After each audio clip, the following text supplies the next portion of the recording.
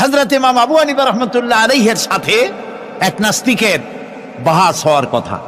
সে নাস্তিক অস্বীকার করেছে আল্লাহ নাই। ইমাম সাহেব বলেছেন আছেন। আচ্ছা ঠিক আছে, তর্ক হবে, বিতর্ক অনুষ্ঠান হবে। ইমাম সাহেব তার আসার সময় চাইতে প্রায় 1-2 ঘন্টা ডিলে হয়ে গেল।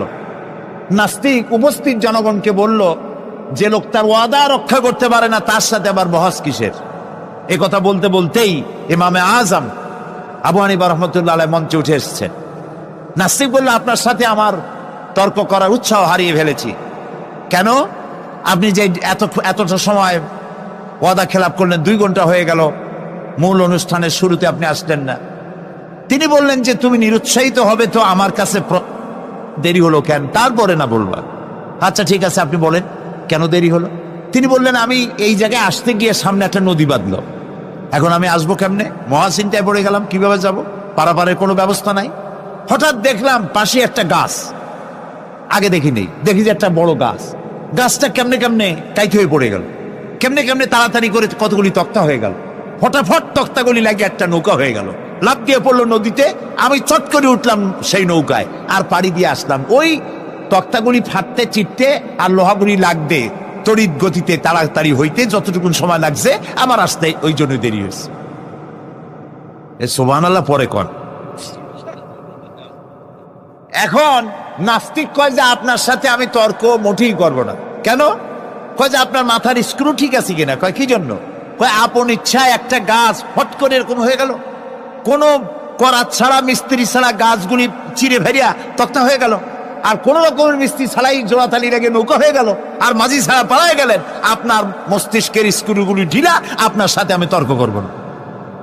তিনি বললেন, নাস্তিক শোনো, বিনা মিস্ত্রিতে একটা গাছ চিরে ভেরে তক্তা হইতে পারে না।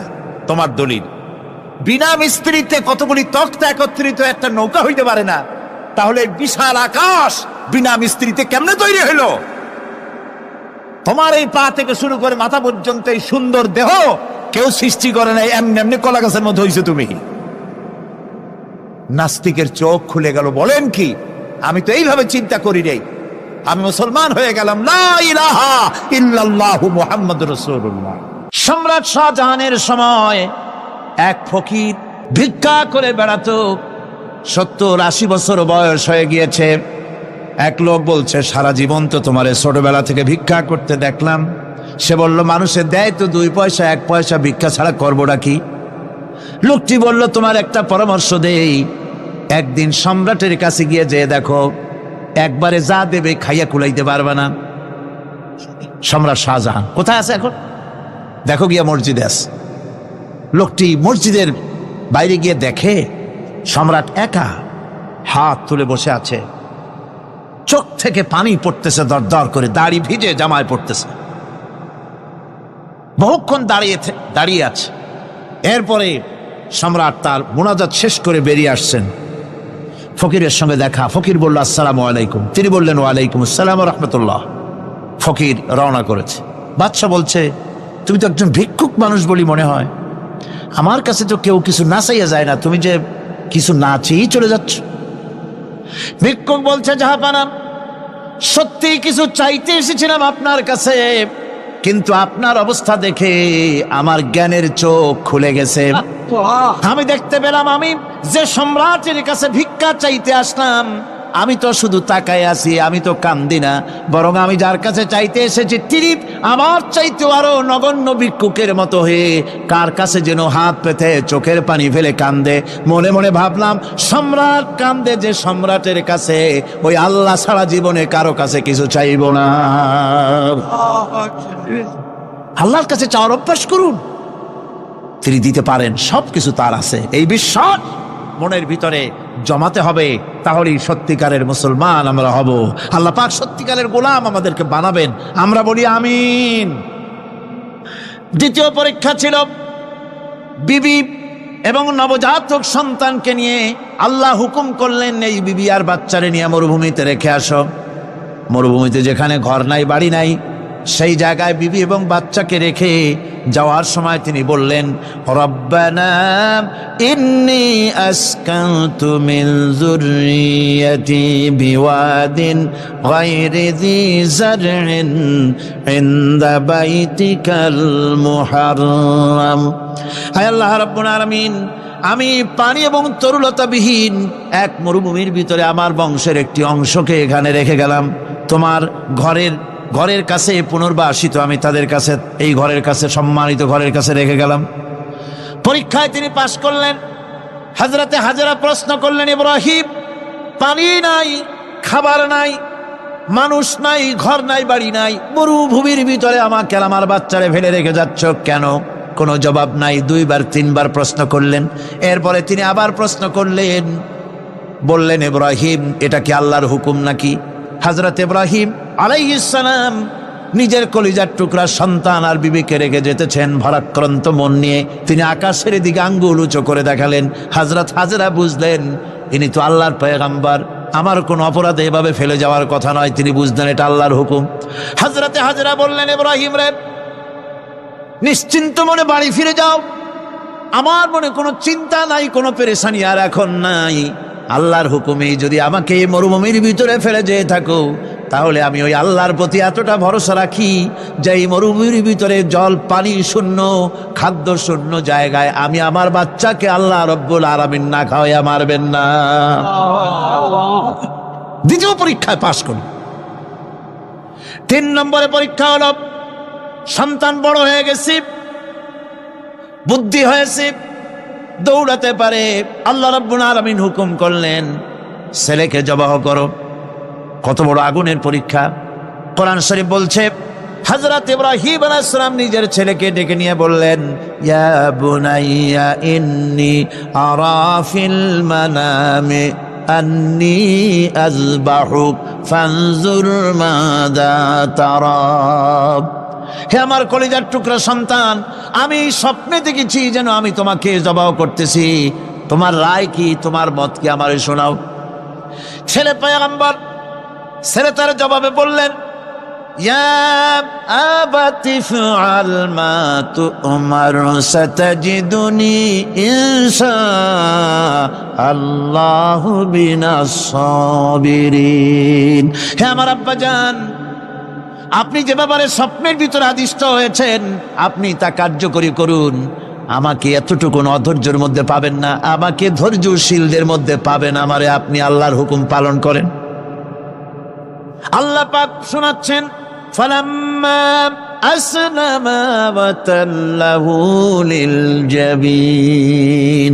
পিতা পুত্র দুজনই রাজি হয়ে গেল। পিতা তার ছেলেকে কাঁধ করে গলার উপরে ছুরি ধরেছেন। আল্লাহ রাব্বুল আলামিন ইসমাইল জবাহ হোক, এটা আল্লাহ চান নাই, আল্লাহ চেয়েছেন পরীক্ষা করতে। পরীক্ষায় ইব্রাহিম পাশ হয়ে গেলেন। আল্লাহ পাক বলছেন, ওয়ানাদাইনাহু আইয়া ইব্রাহিম ক্বাদ সাদ্দাকতার রুইয়া ইন্না কাযালিকা নাজজিল মুহসিনিন। আমি ইব্রাহিমকে ডেকে বললাম, ইব্রাহিম, তুমি তোমার স্বপ্নকে বাস্তবে রূপ দিয়েছো, আর এভাবেই করি আমি মুহসিনিনদেরকে পুরস্কৃত করে থাকি। আল্লাহ পাক খুশি হলেন। আল্লাহ পাক বললেন, ইন্না হাযা লাবালাউল মুবিন। নিঃসন্দেহে এটি একটি বিরাট পরীক্ষা ছিল, ঠিক কিনা গণ? আল্লাহ নিজে বলছেন এটা একটি বিরাট পরীক্ষা, আজিম ইমতিহান। সে ইমতিহানে তিনি পাশ করলেন। পরীক্ষায় উত্তীর্ণ হওয়ার জন্য রব্বুল আলামিন পুরস্কার দিয়া দিলেন। আল্লাহ পাক বললেন, সালামুন আলা ইব্রাহিম। পড়েন সবাই, সালামুন আলা ইব্রাহিম। ইব্রাহিমের প্রতি আল্লাহ পাক বললেন, ইব্রাহিমের প্রতি সালাম রইল। সুবহানাল্লাহি ওয়া বিহামদিহি। ইবাদত এর আনুগত্যের এই উৎকৃষ্ট দৃষ্টান্ত স্থাপনের পর আল্লাহ পাক তার গোটা বিশ্বের মুসলমানদেরকে কিয়ামত পর্যন্ত ইব্রাহিম আলাইহিস সালামকে জাতির পিতা বানায়া দিলে। সুবহানাল্লাহ কইতে ইচ্ছা করে না? এই রকমের পরীক্ষা কোন পিতারা দিতে পারছে নাকি? গোটা বিশ্বের সমস্ত মানব মণ্ডলীর জন্য আল্লাহ পাক ইব্রাহিম আলাইহিস সালামকে কিয়ামত পর্যন্ত জাতির পিতা হিসাবে ঘোষণা করেছেন। সুবহানাল্লাহ। মিল্লাতা আবিকুম ইব্রাহিম হুয়া সাম্মাকুমুল মুসলিমিন। তোমরা তোমাদের পিতা ইব্রাহিমের মিল্লাতের উপর প্রতিষ্ঠিত হও। আল্লাহ পাক বলছেন তোমাদের পিতা ইব্রাহিমের মিল্লাতের উপরে প্রতিষ্ঠিত হও, আর আল্লাহ তোমাদের নাম রেখেছে মুসলমান, তোমরা হচ্ছে মুসলমান। আমাদের পরিচয়, ওই যে পরিচয়ের কথা আগে হয়ে গেছে, আমাদের পরিচয় আমরা মুসলমান। আমাদের পরিচয় কি? মুসলমান। এটা প্রথম পরিচয়। ইবাদতের পূর্ণাঙ্গ মাপকাঠি হিসেবে আল্লাহ পাক হযরত ইব্রাহিম আলাইহিস সালামকে দুনিয়াবাসীর সামনে পেশ করেছেন। কোরআন বলছে ইহুদি এবং খ্রিস্টানেরা মুসলমানদেরকে বিভ্রান্ত করতে চায়। তারা বলে ওয়াকালু কুনু হুদান আও নাসারা তাহতাদু কুল বাল মিল্লাতা ইব্রাহিম হানিফা ওয়া মা কানা মিনাল মুশরিকিন। ইহুদিরা বলে ইহুদি হও তবেই তোমরা সঠিক পথ পাবা, খ্রিস্টানের বলে খ্রিস্টান হও তবেই তোমরা সঠিক পথ প্রাপ্ত হবে। আল্লাহ পাক বলছেন এদের সকলকে বলে দাও বরং তোমরা সব পরিত্যাগ করে মিল্লাতে ইব্রাহিমের ভিতরে শামিল হয়ে যাও। এটাই মুক্তির পথ, এটাই নাজাতের পথ, এটাই আল্লাহর পথ। সুবহানাল্লাহি ওয়া বিহামদিহি। এমনকি রাসূল কারীম সাল্লাল্লাহু আলাইহি ওয়াসাল্লামকে আল্লাহ পাক বলেছেন আনিত্তাবি' মিল্লাতা ইব্রাহিম হানিফা, চারদিক থেকে মুখ ফিরিয়ে এনে মিল্লাতে ইব্রাহিমের ভিতরে শামিল হয়ে যাও, তারই অনুসরণ করো। রাসূল কারীম সাল্লাল্লাহু আলাইহি ওয়াসাল্লাম ইবাদত বা আনুগত্যের সর্বোৎকৃষ্ট নমুনা হওয়ার কারণে ইব্রাহিম আলাইহিস সালাম সম্পর্কে হুজুর বলেছেন ইন্না ইব্রাহিমা খায়রুল বারিয়া, রাওয়াহু মুসলিম। হুজুর সাল্লাল্লাহু আলাইহি ওয়াসাল্লাম বলেছেন ইব্রাহিম হচ্ছেন জগতের সর্বোত্তম ব্যক্তি। সুবহানাল্লাহ। সুতরাং আমাদেরকে ইবাদতের নমুনা হিসেবে ইব্রাহিম আলাইহিস সালামকেও মানদণ্ড হিসেবে দেখতে হবে যে কিভাবে তিনি সারেন্ডার করেছিলেন আল্লাহ পাকের দরবারে।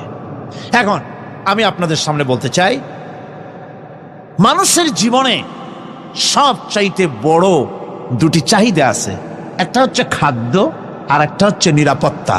একটা খাদ্য আর একটা কি? নিরাপত্তা। পেট ভরে খাইতে চাই আর চোর ডাকাতের উপদ্রব থেকে নিরাপত্তা পেতে চায়। আইন শৃঙ্খলা পরিস্থিতির উপরে যখন পার্লামেন্টে আলোচনা হচ্ছিল, আমি তখন বলেছি মাননীয় স্পিকার, আমার দেশের সাধারণ ভোটারদের বড় কোনো আশা আকাঙ্ক্ষা নাই। তারা কোনোদিন বলে না যে আমাদের গুলশানে বাড়ি দিতে হবে সকলের, আমাদেরকে মঙ্গল গ্রহে অফিস বানায় দিতে হবে, বাসেরও গাড়ি দিতে হবে, এগুলি তারা দাবি করে না। যারা ভোট দেয়, কষ্ট করে, মিছিল করে, এই সাধারণ জনগণের দাবি হচ্ছে মিনিমাম দাবি, খুবই কম। তাদের দাবি হলো মোটা সুতার কাপড় চাই ইজ্জত ঢাকার জন্য, পেট ভরে খেতে চাই, পোলাও কোরমা বিরিয়ানির দরকার নাই, আর আশ্রয়ের জন্য ছোট্ট একটু ঘর চাই, চোর ডাকাতের উপদ্রব থেকে নিরাপত্তা চাই। কথা ঠিক কিনা? আমি বললাম স্পিকার সাহেব, আজ পর্যন্ত যতগুলি গভর্নমেন্ট এসেছে বাংলাদেশে, প্রত্যেকটি গভর্নমেন্ট আমার দেশের জনগণের এই ন্যূনতম দাবি, এই আশা পূরণ করতে ব্যর্থতার পরিচয় দিয়েছে। কেউ পারে নাই। যারাই গেছে তারাই তাদের নিজেদের আখের গোছাবার চেষ্টা করেছেন। সব নিজেকে নিয়ে ব্যস্ত, নিজের লোকদের নিয়ে ব্যস্ত, জনগণ নিয়ে চিন্তা নাই। সুতরাং মানুষের চাহিদা হচ্ছে খাদ্য আর নিরাপত্তা। আমরা কি খাদ্য আর নিরাপত্তা সত্যি কি চাই? চাই। খাদ্য যদি চাই ক্ষুধার সময়, নিরাপত্তা যদি চাই ভীতির সময়, আল্লাহ রাব্বুল আলামিন বলেন কোন গভর্নমেন্ট দিতে পারবে না, দুনিয়ায় কেউ দিতে পারে নাই, পারবেও না। ক্ষুধার সময় যদি খাদ্য চাও, ভীতির সময় যদি নিরাপত্তা লাভ করতে চাও, তাহলে ফালইয়াবুদু রাব্ব হাযাল বাইত, এই ঘরের মালিকের ইবাদত কর। কোন ঘর? কাবা ঘর। বলেন কোন ঘর? কাবা ঘর। কাবা শরীফের মালিকের ইবাদত কর। তাহলে কি হবে? الذي أطعمهم من جوع وآمنهم من خوف এই ঘরের মালিকের ইবাদত যদি করো তাহলে ক্ষুধার সময় তিনি তোমাদেরকে খেতে দিবেন আর ভীতির সময় তিনি তোমাদের নিরাপত্তা দান করবেন। হে ওয়াদা কার? চিল্লায় বলেন ওয়াদা কার?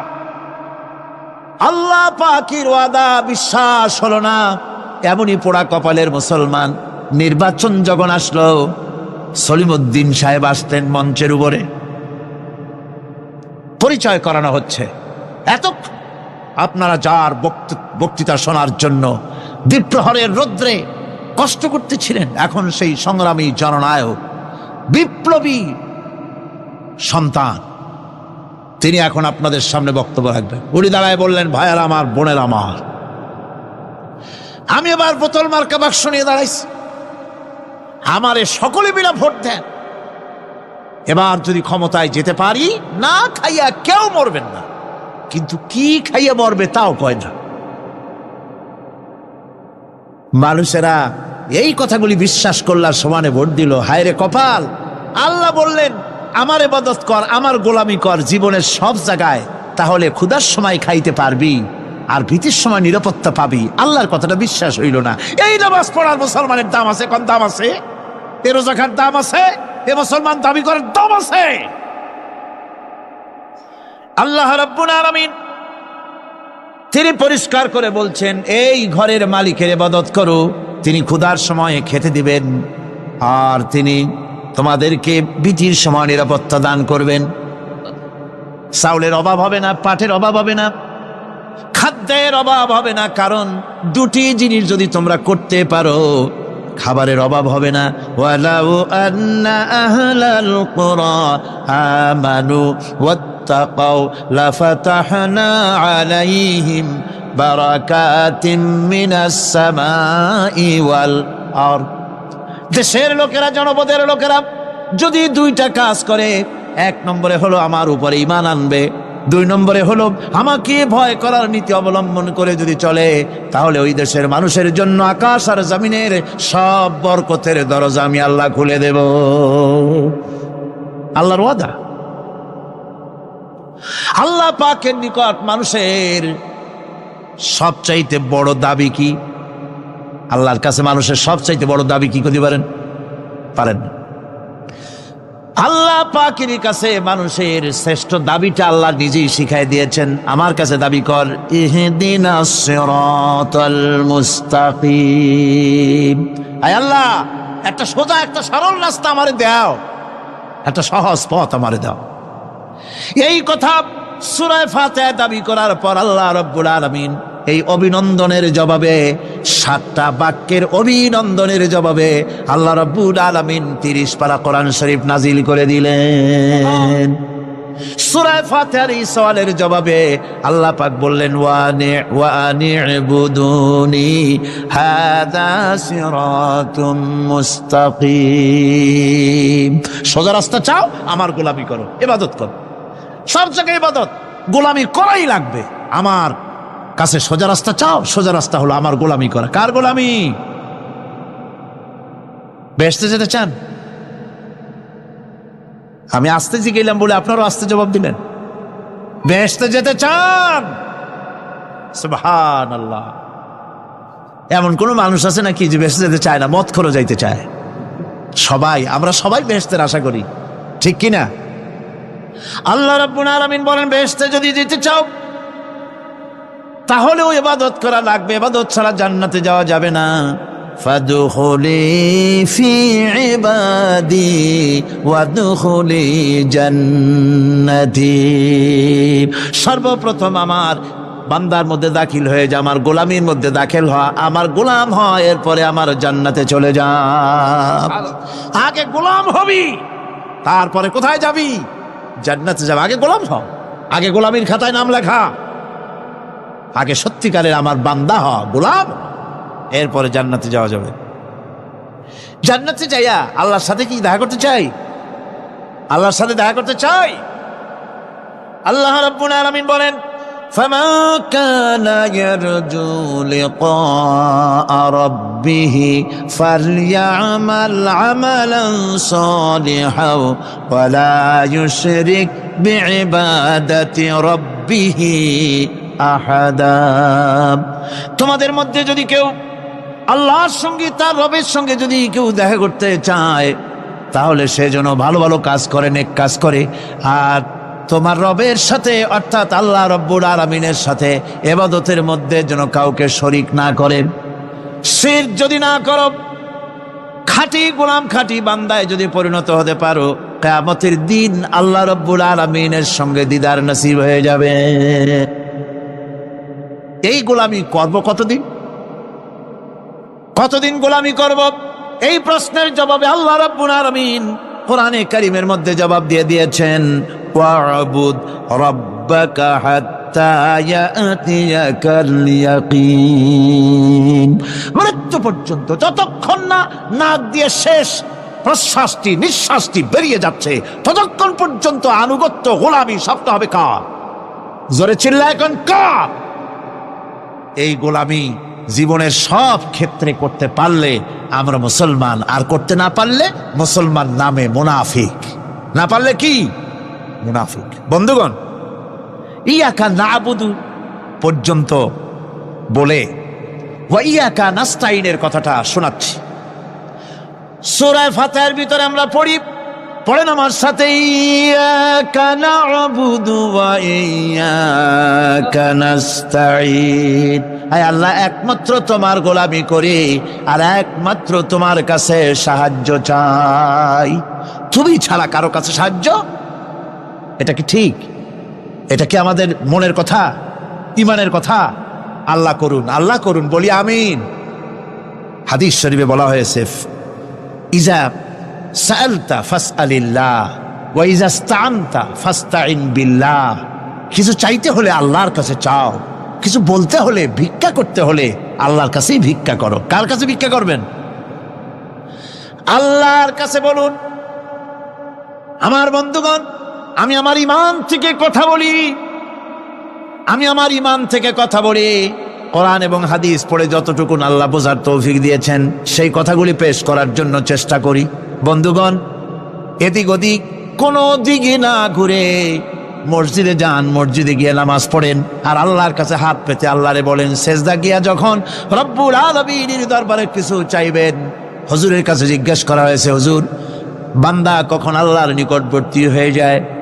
আল্লাহর নবী বলেছেন, বান্দা যখন সেজদা দেয় তখন বান্দা একেবারে আল্লাহ পাকের কাছে চলে যায়। আল্লাহর কাছে চান, যা দরকার, ছেলে নাই, মেয়ে নাই, বউ নাই, অথবা চাকরি নাই, প্রমোশন চাই, ব্যবসায় উন্নতি চাই, যা দরকার কাকে বলবেন? মনটাকে পরিষ্কার করুন, আজকে মনটাকে সাফ করুন, সমস্ত দুর্বলতা থেকে মনকে উঠায় আনো, বিশ্বাস করুন, যা চাওয়ার, যা বলার সবটা আল্লাহর কাছে। কার কাছে? আমি তার গোলাম। আমি কার গোলাম? আল্লাহ ছাড়া কারো কাছে আমার অভিযোগ তুলবো না, সবটা বলবো আল্লাহর কাছে। বলে দেখেন, বলে দেখেন আল্লাহ পাক কিভাবে আপনাকে সাহায্য করেন। সুবহানাল্লাহ। ভাইরা আমার, আল্লাহ রাব্বুল আলামিন রাসূল করিম সাল্লাল্লাহু আলাইহি ওয়াসাল্লামকে বলেছেন, ফাইদা ফারাগতা ফানসাব ওয়া ইলা রাব্বিকা ফারগাব। যখন তুমি খালি হাত হয়ে যাবে, দাঁড়িয়ে যাবে এবং তোমার রবের কাছে মিনতি জানাবে, কিছু যখন থাকবে না, তোমার রবের কাছে দাঁড়ায় যাও আর তার কাছে মিনতি জানাও, তোমাকে আল্লাহ ভরপুর করে দিবেন। ভান্ডের কোনো অভাব নাই। আমাদের ভান্ড হচ্ছে যত দেব তত কমবে, আর আল্লাহর ভান্ড যত দেয় তত সমান সমান থাকে, মোটেই কমে না, মোটেই কমে না। সুতরাং দয়াল বাবা, বাবাজান, কেবলাজান বাবা কি যে কবে আর কি করবে দিশা করতে পারে না। গান বাজনা, তারপরে গোসল শরীফ, কি জানি হাবিজাবি শরীফ, কোনো শেষ নাই, বেদাত দিয়ে ভরে গেছে। এগুলি বিশ্বাস করবেন না, বেদাত খারাফা, এর সাথে মুসলমানের কোনো সম্পর্ক নাই। গান বাজনার সাথে মুসলমানের কোনো সম্পর্ক। হাতে কতগুলো ঢোল নিয়ে তারপরে মাজারের কাছে গিয়ে ঢোল বাজায়, কবরের কাছে, মাথায় কতগুলো চুল, দাঁতে ময়লা, মোষগুলা ঠোঁট দুইটা ঢাইকিয়া দাড়ির কাছে এসে পড়ছে। হায় হায় রে, এই রকমের মোষ আমি মাঝে মধ্যে চিন্তা করি যে দই খায় কেমনে এরা, গাঁজা মদ খাইয়া এগুলো মাজার মধ্যে গিয়ে পড়ে থাকে। আর কি জানি আছে ওইটারে ঘষে আর বলে মদিনা যাব কেমনে, মদিনা যাব কেমন। তুই মদিনা যাবি কেমনে? মদ খেয়ে গাঁজা খেয়ে তুই যাবি মদিনা? একটা কথা হইল? তোর নাপাক কদম আল্লাহ পাকের আরদে মুকাদ্দাসে উঠতে পারে না। বদকার, জিনাকার, শারাবি, কাবাবি, আল্লাহ পাকের নাফরমান। কতগুলা শালু কাপড় গায়ে দিয়া, মাথায় কতগুলা চুল রাখিয়া, তারপরে গ্রামের নামে শরীফ। আশ্চর্য কথা, এই গ্রামের নাম শরীফ, ওই গ্রামের নামের মাথায় গিয়া শরীফ। শরীফ তো মক্কা শরীফ, মদিনা শরীফ, কোরআন শরীফ, হাদিস শরীফ। আর শরীফের দরকার নাই। শরীফের জাত মারছে গ্রামে গ্রামে শরীফ লাগাইয়া। কর্ণফুলী শরীফ, চন্দ্রকোনা শরীফ। আশ্চর্য কথা, শরীফ শব্দের একটা ইজ্জত থাকা উচিত, ঠিক কিনা কন? গাছপালা তরুলতা সব তাসবিহ পড়ছে, জিকির করছে কার? আল্লাহ পাক। এই জন্য রাসূল কারীম সাল্লাল্লাহু আলাইহি ওয়াসাল্লাম বলেছেন, গাছের পাতাটিও ছিঁড়ো না, প্রয়োজন হলে গাছটা কেটে ফেলো, কিন্তু বিনা প্রয়োজনে গাছের পাতাও ছিঁড়ো না, কারণ গাছের পাতা আল্লাহ পাকের জিকির করছে। কার জিকির করে? গাছপালা তরুলতা কীট পতঙ্গ সব আল্লাহ পাকের তাসবিহ করছে, জিকির করছে। কোরআনে কারীম বলছে, ওয়ালিল্লাহি মুলকুস সামাওয়াতি ওয়াল আরদি ওয়া ইলাল্লাহিল মাসির। আকাশ মণ্ডল এবং জমিনের বাদশাহী আল্লাহ পাকের, এবং তারই কাছে আমাদের সকলকে ফিরে যেতে হবে। মালিক হচ্ছেন তিনি। আর তার তাসবিহ আকাশ জমিন, যা দেখতে পাই যা দেখতে পাই না, এর মধ্যস্থিত যা কিছু আছে সব কিছুই আল্লাহ পাকের তাসবিহ গুণকীর্তনে সব নিরত আছে। অন্য আয়াতে আল্লাহ পাক বলেন, ওয়ালাহু মান ফিস সামাওয়াতি ওয়াল আরদি কুল্লুন লাহু কানিতুন। আসমান এবং জমিনে যা আছে তা সবই আল্লাহর নির্দেশের সামনে মাথা নত করে দিয়েছে। শুধু তাই নয়, الشمس والقمر بحسبان والنجم والشجر يسجدان। সূর্য এবং চন্দ্র হিসাব অনুযায়ী আবর্তিত হচ্ছে, এবং বৃক্ষ এবং নক্ষত্র রাজি সেজদায় রত হয়ে আছে। সব আল্লাহ পাকের সামনে মাথা নত করে দিয়েছে। এই ইবাদত, তাসবিহ, আজ্ঞা অনুবর্তিতা, নিয়মানুবর্তিতা, সচেতনতা, সকল কিছু সকলেই মিলে আল্লাহ পাকের একটি ধূলিকণা থেকে শুরু করে পাহাড় পর্বত পর্যন্ত সব আল্লাহর নিয়ম কানুন মেনেই চলছে। আপনি দেখতে পাচ্ছেন সমুদ্রে যে জোয়ার এবং ভাটা হয়, কার নির্দেশে হয়? তার নির্দেশে হয়। আরো লক্ষ্য করুন, সমুদ্রের পানি লবণাক্ত। এই নোনা পানি, সমুদ্রের নোনা পানিগুলি পদ্মা, মেঘনা, যমুনা, ব্রহ্মপুত্র, শীতলক্ষা, সুরমা, এসব মিষ্টি পানির ভিতরে জ্বরের টানে লবণাক্ত পানিগুলি ঢুকে যায়। আবার ভাটির টানে মিষ্টি এলাকার পানিগুলি সব গিয়ে সমুদ্রের মধ্যে নোনা পানির মধ্যে চলে যায়। মাঝখানে কোনো পার্টিশন নাই, মাঝখানে কোনো হেজাব নাই, কোনো বেড়া নাই, বাদ নাই। অথচ নোনা পানি মিষ্টি পানির ভিতরে গিয়ে মিষ্টি পানিরে নোনা বানায় না, নোনা পানি মিষ্টি এলাকায় গিয়ে মিষ্টি পানিরে নোনা বানাইতে পারে না। এই যে আল্লাহ পাকের হুকুম মেনে সব চলতেছে, জোয়ার ভাটাগুলি হতেছে, রাত আর দিন চলতেছে। রাত 12টার সময় সূর্য এসে বলে না, রাত সর, আমি এখন দিন বানায় ভালাবো। বেলা 12টার সময় রাতের আগমন ঘটতে পারে না। লাশ-শামসু ইয়ামবাগি লাহা আন তুদরিকাল কমারা ওয়ালাল লাইলু সাবিকুন নাহার ওয়া কুল্লুন ফি ফালাকি ইয়াসবাহুন। সূর্য চাঁদকে অতিক্রম করতে পারে না, চাঁদ সূর্যকে অতিক্রম করতে পারে না। কারো সঙ্গে কারো বাধা হয় না, টক্কর লাগে না। সব আল্লাহ পাকের হুকুম মেনে ইলা আজালিম মুসাম্মা, নির্ধারিত সময় পর্যন্ত সবাই যাতায়াত করবে। শুধু তাই নয়, আল্লাহ পাকের এক বিরাট সিস্টেম। এক বিরাট কুদরতের মাধ্যমে গোটা পৃথিবী চলছে, এর কোনো পরিবর্তন হবে না। নারকেল গাছে কোনোদিন বেল হবে না, বেল গাছে কোনোদিন তাল হবে না, কাঁঠাল গাছে কোনোদিন খেজুর হবে না, আবার খেজুর গাছে কোনোদিন লিচু হবে না। হবে নাকি? ওয়ালান তাজিদা লিসুন্নাতিল্লাহি তাবদীলা। আমার প্রকৃতির আইনের মধ্যে, আমার লক নেচারের ভেতরে কোনো পরিবর্তন হবে না। সবগুলি আমার আইন মানতে হবে।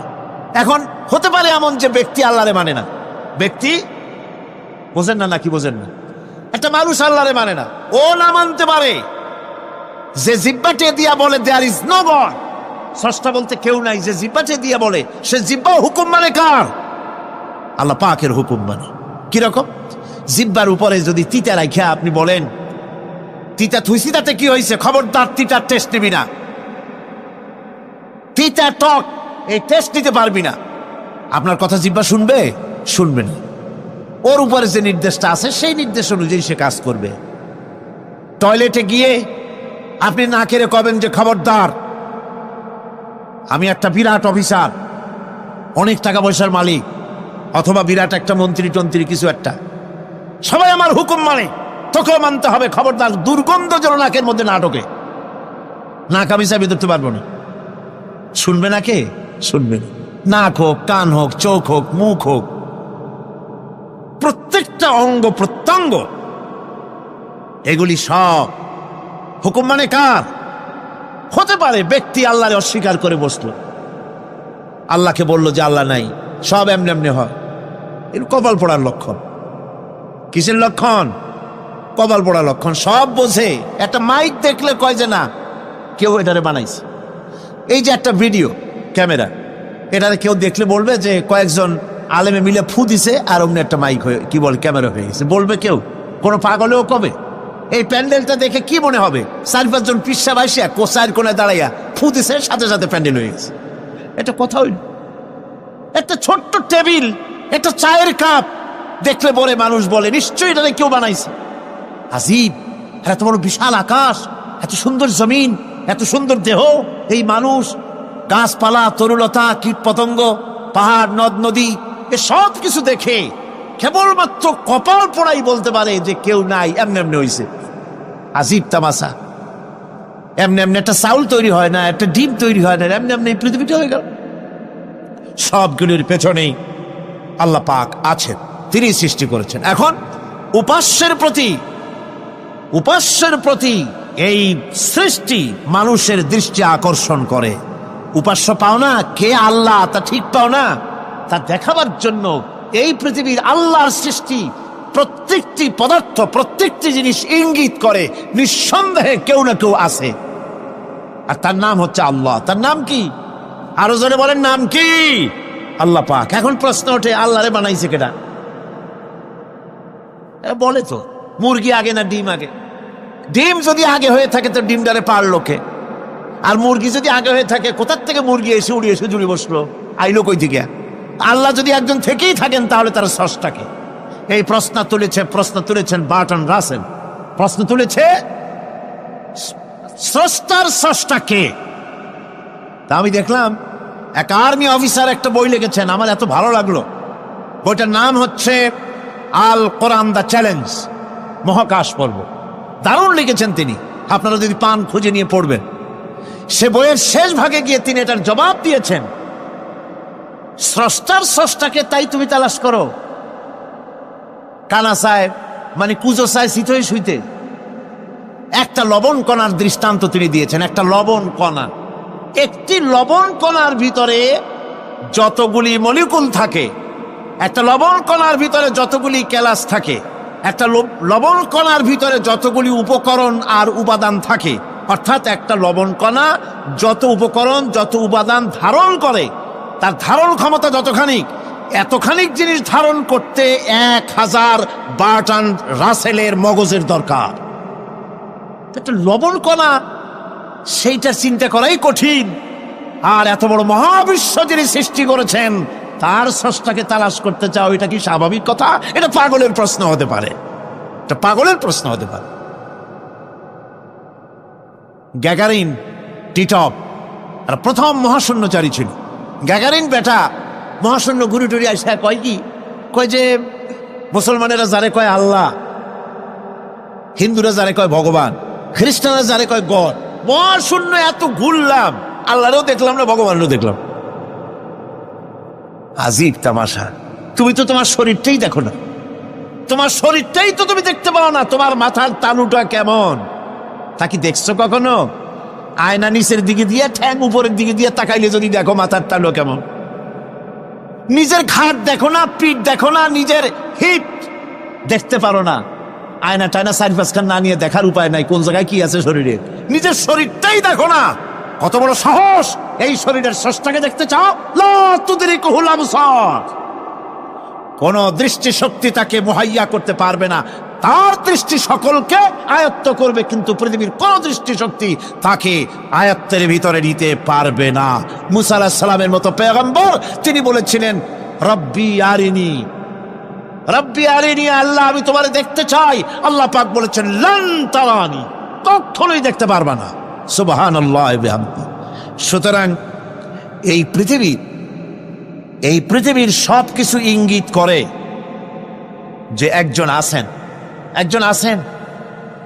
এই ফুলের সৌন্দর্য যিনি দিলেন, ফুল দেখা যায়, সৌন্দর্য দেখা যায়, কিন্তু গন্ধ দেখা যায় না। এই পানির মিষ্টতা, মিষ্টি পানি, ফুলের গন্ধ, জোনাকি পোকার আলো, এই যে সুন্দর সুন্দর জিনিস দিয়ে আল্লাহ পাক এই বিশ্বকে সজ্জিত করেছেন, এ সব কিছুই ইঙ্গিত করে নিঃসন্দেহে একজন আছেন। আর যিনি আছেন তার নাম হচ্ছে কি? আল্লাহ। জোরে বলেন তিনি কে? আল্লাহ। এখন এই স্রষ্টাকে চিনতে মানুষের বড্ড হয়রানি স্রষ্টাকে চেনার জন্য। এই স্রষ্টাকে খোঁজার জন্য, চেনার জন্য মানুষ শক্তি পূজা আরম্ভ করলো। ওই যে আমি আগে বলেছি, মানুষের মধ্যে একটা স্বাভাবিক প্রেরণা এই কারো না কারোর সামনে মাথা নত করে দেবে। সেজন্য মানুষ, কেউ তো আগুনকে পূজা করলো, আগুনের ভিতরে শক্তি আছে বলে আগুনের সামনে মাথা নত করে দিল, পাহাড়ের সামনে মাথা নত করে দিল, মূর্তি বানাইয়া মূর্তির সামনে মাথা নত করলো, কাঠের মূর্তি, মাটির মূর্তি বানাইয়া তার সামনে মাথা নত করে দিল। এগুলির সামনে যদি তুমি মাথা নত করলে, এগুলি কি মাছির মতো একটা ছোট্ট প্রাণীও বানাতে পারবে? এ চ্যালেঞ্জ কার? আল্লাহ পাকের। কোরআন শরীফে আল্লাহ পাক বলেছেন, নবী ওদের বলেন, ওরা কি মাছির মতো ছোট্ট একটা প্রাণী বানাতে পারবে? পারবে না। এমনকি ওদের সামনে যে খাদ্যগুলি রাখা হয়, মূর্তি টুর্তি বানায় সামনে যে খাদ্য রাখা হয়, এই খাদ্যের উপরে যদি মাছি পড়ে, খাবারগুলি উড়াই নিয়ে যায়, অথবা ওদের নাকের উপর এসে যদি মাছি এসে পড়ে, এই মাছিটাকে এতগুলো হাত সাথে একটা টোকা দিয়ে একটা মাছিকে উড়াই দিতে পারবে না। পারবে না। সুতরাং বুঝতে হবে, একথা বুঝতে হবে, স্রষ্টাকে তালাশ করতে গিয়ে মানুষেরা আগুনের পূজা করলো, পাথরের পূজা করলো, গাছের পূজা করলো, মাছের পূজা করলো, সাপের পূজা করলো, বাঘের পূজা করলো, শেষ পর্যন্ত সেক্সুয়াল অর্গান, এটার বাংলা করলাম না, এটারও পূজা করলো। এটাকে একটা শক্তির প্রতীক মনে করে এটার সামনেও মাথা নত করলো। বন্ধুগণ,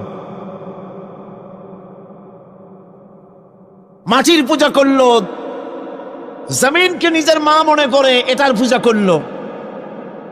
অথচ আল্লাহ পাক পরিষ্কার করে বলে দিয়েছেন, লা ইলাহা ইল্লা আনা ফা'বুদুন, আমি ছাড়া কোনো ইলাহ নাই, আল্লাহ ছাড়া কোনো ইলাহ নাই। কোরআনে কারীম বলছে, ইন্নাল্লাযীনা তাদউনা মিন দুনিল্লাহি ইবাদুন আমসালুকুম। আল্লাহ পাক বলেন, আমাকে বাদ দিয়ে তোমরা যার সামনে মাথা নত করো, যার সামনে পূজা করো, অর্চনা করো, বন্দিগি করো, ওটা তোমার মতো আমার আরেকটি গোলাম। তুমি যেমন আমার গোলাম, ওটাও আমারই গোলাম। একটু জোরে সোরে জিকির করেন, লা ইলাহা ইল্লাল্লাহ, লা ইলাহা ইল্লাল্লাহ, লা ইলাহা ইল্লাল্লাহ, লা ইলাহা ইল্লাল্লাহ, লা ইলাহা ইল্লাল্লাহ, লা ইলাহা ইল্লাল্লাহ। লা ইলাহা ইল্লাল্লাহু মুহাম্মাদুর রাসূলুল্লাহ। সুতরাং বোঝা যাচ্ছে আল্লাহ হচ্ছেন এক এবং একক। এই আল্লাহ সুবহানাহু ওয়া তাআলা তিনি বলছেন আমাকে বাদ দিয়ে যার সামনে মাথা নত করো ওরা আমার গোলাম। সূর্য কার গোলাম? চন্দ্র কার গোলাম? সাপ বলেন, বাঘ বলেন, আগুন বলেন, সব কার গোলাম? এগুলি সব কার কথা শোনে? আগুন যতই পূজা করেন, আগুনের মধ্যে আপনি পড়লে আগুন কি ছাড়বে? ছাড়বে না। তবে হ্যাঁ, আগুনের মালিক যদি বলে তাহলে ছাড়িয়ে দিবে, ঠিক কিনা? ইব্রাহিম আলাইহিস সালামকে আগুনের ভিতরে যখন ফেলে দেওয়া হচ্ছে, ফেরেশতা বলতেছিল আমার কাছে সাহায্য চাও, আগুন থেকে বাঁচায় দেই। হযরত ইব্রাহিম বলেছিলেন আমার তো পরীক্ষা হতেছে, ইমতিহান হতেছে, আমাকে ডিস্টার্ব করো না, আমি তোমার কাছে কেন সাহায্য চাইবো? আমি আগুনে পুড়লে পরে আমার মাবুদ, আমার খোদা, আমার আল্লাহ তিনি যদি খুশি হন, তাহলে আমার এমন আল্লাহকে খুশি করার জন্য 1000 বার পড়তে রাজি আছি। তোমার কাছে কেন সাহায্য চাইবো? আমি তো অন্ধ, আল্লাহর ইবাদত করি না, যিনি আমার দুঃখ দুর্দশা নিজের চোখে না দেখেন। আগুনের মধ্যে পড়ে গেলেন। আল্লাহ পাক আগুনকে অর্ডার করে দিলেন, ইয়া নারু কুনি বারদাও ওয়া সালামান আলা ইব্রাহিম। আগুন আমার ইব্রাহিমের জন্য ঠান্ডা হয়ে যা, শান্তিদায়ক ঠান্ডা হয়ে যা। তাহলে দেখা গেল আগুনের মালিক হচ্ছেন আল্লাহ পাক। আল্লাহ পাক আজও যদি কোনো পূজা করা রাখবেন আগুনের পূজা করা তো হারাম। আগুন হচ্ছে আল্লাহর গোলাম, আল্লাহর সৃষ্টি, এটা হচ্ছে মাখলুক, আল্লাহ হচ্ছেন খালিক। বিশ্বকবি, কবি সম্রাট আল্লামা ডক্টর ইকবাল কি সুন্দর করে বলেছেন, আজ ভি হো জো ইব্রাহিম কা ইমা পয়দা, আজ ভি হো जो इब्राहिम का ईमान पैदा आ कर सकती है एक अंदाज गुलिस्तान पैदा। ইব্রাহিমের ঈমান যদি আজও কোথাও হয় বিদ্যমান, করতে পারেন অগ্নিকুণ্ডে খুবসুরত এক গুলিস্তান। এখনো যদি ইব্রাহিমের ঈমান যদি কারো মধ্যে জাগ্রত হয় আর তাকে যদি আগুনে ভালানো হয়, সে আল্লাহ আজও আছেন না? নাই? আছে কিনা? আল্লাহু লা ইলাহা ইল্লা হুয়াল হাইয়ুল কাইয়ুম। পড়েন সবাই, আল্লাহু লা ইলাহা ইল্লা হুয়াল হাইয়ুল কাইয়ুম। তিনি সদা জাগ্রত, তিনি চিরঞ্জীব। সুতরাং মহান শক্তিধর আল্লাহ পাক, তার হচ্ছে সব গোলাম। তুমি গোলাম হইয়া আর এক গোলামের কাছে হাত পাতো, সে তোমারে কিচ্ছু দিতে পারবে না। আমি দৃষ্টান্ত দিতে গিয়ে বলি, একজন ভিক্ষুক সে যদি আর একজন ভিক্ষুকের কাছে গিয়ে বলে, ভাই আমারে 10টা টাকা দাও, সে 10 টাকা পাবে কই? সারাদিন খয়রাত করিয়া পাইছে মোটে 5 টাকা, তোমারে তো 10 টাকা দিতে পারবে না। ও ভিক্ষুক, তুমিও ভিক্ষুক। সুতরাং গোটা বিশ্ববাসী হচ্ছে আল্লাহ পাকের কাছে ভিক্ষুক। সবগুলি কি ভিক্ষুক? প্রধানমন্ত্রী হোক, প্রেসিডেন্ট হোক, প্রধান সেনাপতি হোক, আল্লাহ পাকের দরবারে এগুলি কিচ্ছুই না, গোলাম। এগুলি সব কি? গোলাম আর গোলাম। সুতরাং মাথা নত করা যাবে না কারো সামনে। এই প্রকৃতি, এই নেচার শেখাচ্ছে একজন আছেন, সেটাকে বুঝতে হবে। বোঝার জন্য আল্লাহ কি দিয়েছেন? কি বোঝার জন্য আল্লাহ পাক মানুষকে ব্রেন দিয়েছেন, বিবেক দিয়েছেন। শোনার জন্য কান দিয়েছে, দেখার জন্য চোখ দিয়েছে। আল্লাহ পাক বলছেন, লাহুম কুলুবুন লা ইয়াফকাহুনা বিহা ওয়া লাহুম আয়ুনুন লা ইউবসিরুনা বিহা ওয়া লাহুম আযানুন লা ইয়াসমাউনা বিহা উলাইকা কাল আনআম বাল হুম আযাল উলাইকা হুমুল গাফিলুন। আমি যাদেরকে কান দিয়েছিলাম, কলব দিয়েছিলাম, বিবেক দিয়েছিলাম, বিবেক দিয়ে সব বুঝলো, কিন্তু আমারে বুঝলো না। বিবেক দিয়া সব বুঝলো, বিবেক দিয়া সমস্ত জিনিস, নিজের স্বার্থের জিনিসগুলি বুঝলো, কিন্তু আল্লাহকে বুঝলো না। কান দিয়েছিলাম শোনার জন্য, গান শুনলো, বাজে কথা শুনলো, সব শুনলো, কিন্তু হকের দাওয়াত তার কানের মধ্যে ঢুকলো না। হক বুঝলো না, হক শুনলো না, হক দেখলো না, সত্যকে চিনতে পারলো না। আল্লাহ পাক বলেন উলাইকা কাল আনআম, এরা হলো চতুষ্পদ জানোয়ার, জানোয়ার পশু। আল্লাহ কয় না খালি পশু কইলে সারে না, বালহুম আদাল, একেবারে পশুর চাইতেও নিকৃষ্ট। কারণ কি? কারণ হলো পশু অবিশ্বাসী নয়, পশু অবিশ্বাসী নয়, পশু কাফের নয়, পশু মুশরিক নয়, পশু মুরতাদ নয়, পশু নাস্তিক নয়, ঠিক কিনা? সুতরাং পশুর চাইতেও খারাপ, পশুর চাইতেও খারাপ। পশু যেটা বোঝে তাও বোঝে না। পশু তো অন্তত মালিকের আনুগত্য করে, তার কথা শোনে, যার খায় তার কথা শোনে। কুত্তাটাও, কুকুরও যার খায় তার কথা শোনে, ঠিক কিনা গণ? অথচ যে আল্লাহ রাব্বুল আলামিন খেতে দিলেন, পড়তে দিলেন, সব কিছু দিলেন, তার ইবাদতটা বুঝতে চেষ্টা করলো না, তার ইবাদত বুঝতে চেষ্টা করলো না, তার গোলামি করতে জানলো না। সুতরাং এগুলি হচ্ছে উলাইকা কাল আনআম, এগুলি চতুষ্পদ জন্তু এবং জানোয়ারের মতো, বরং তার থেকেও নিকৃষ্ট। মানুষকে আল্লাহ পাক জ্ঞান দিয়েছিলেন, সেই জ্ঞান দিয়ে সে দূরবীন আবিষ্কার করলো, জ্ঞান দিয়ে দূরবীন আবিষ্কার করলো যাতে করে শকুনের চাইতেও তীক্ষ্ণ দৃষ্টি সম্পন্ন হয়। সে গাড়ি আবিষ্কার করলো যাতে করে চিতাবাঘের চাইতেও বেশি দৌড়াইতে পারে।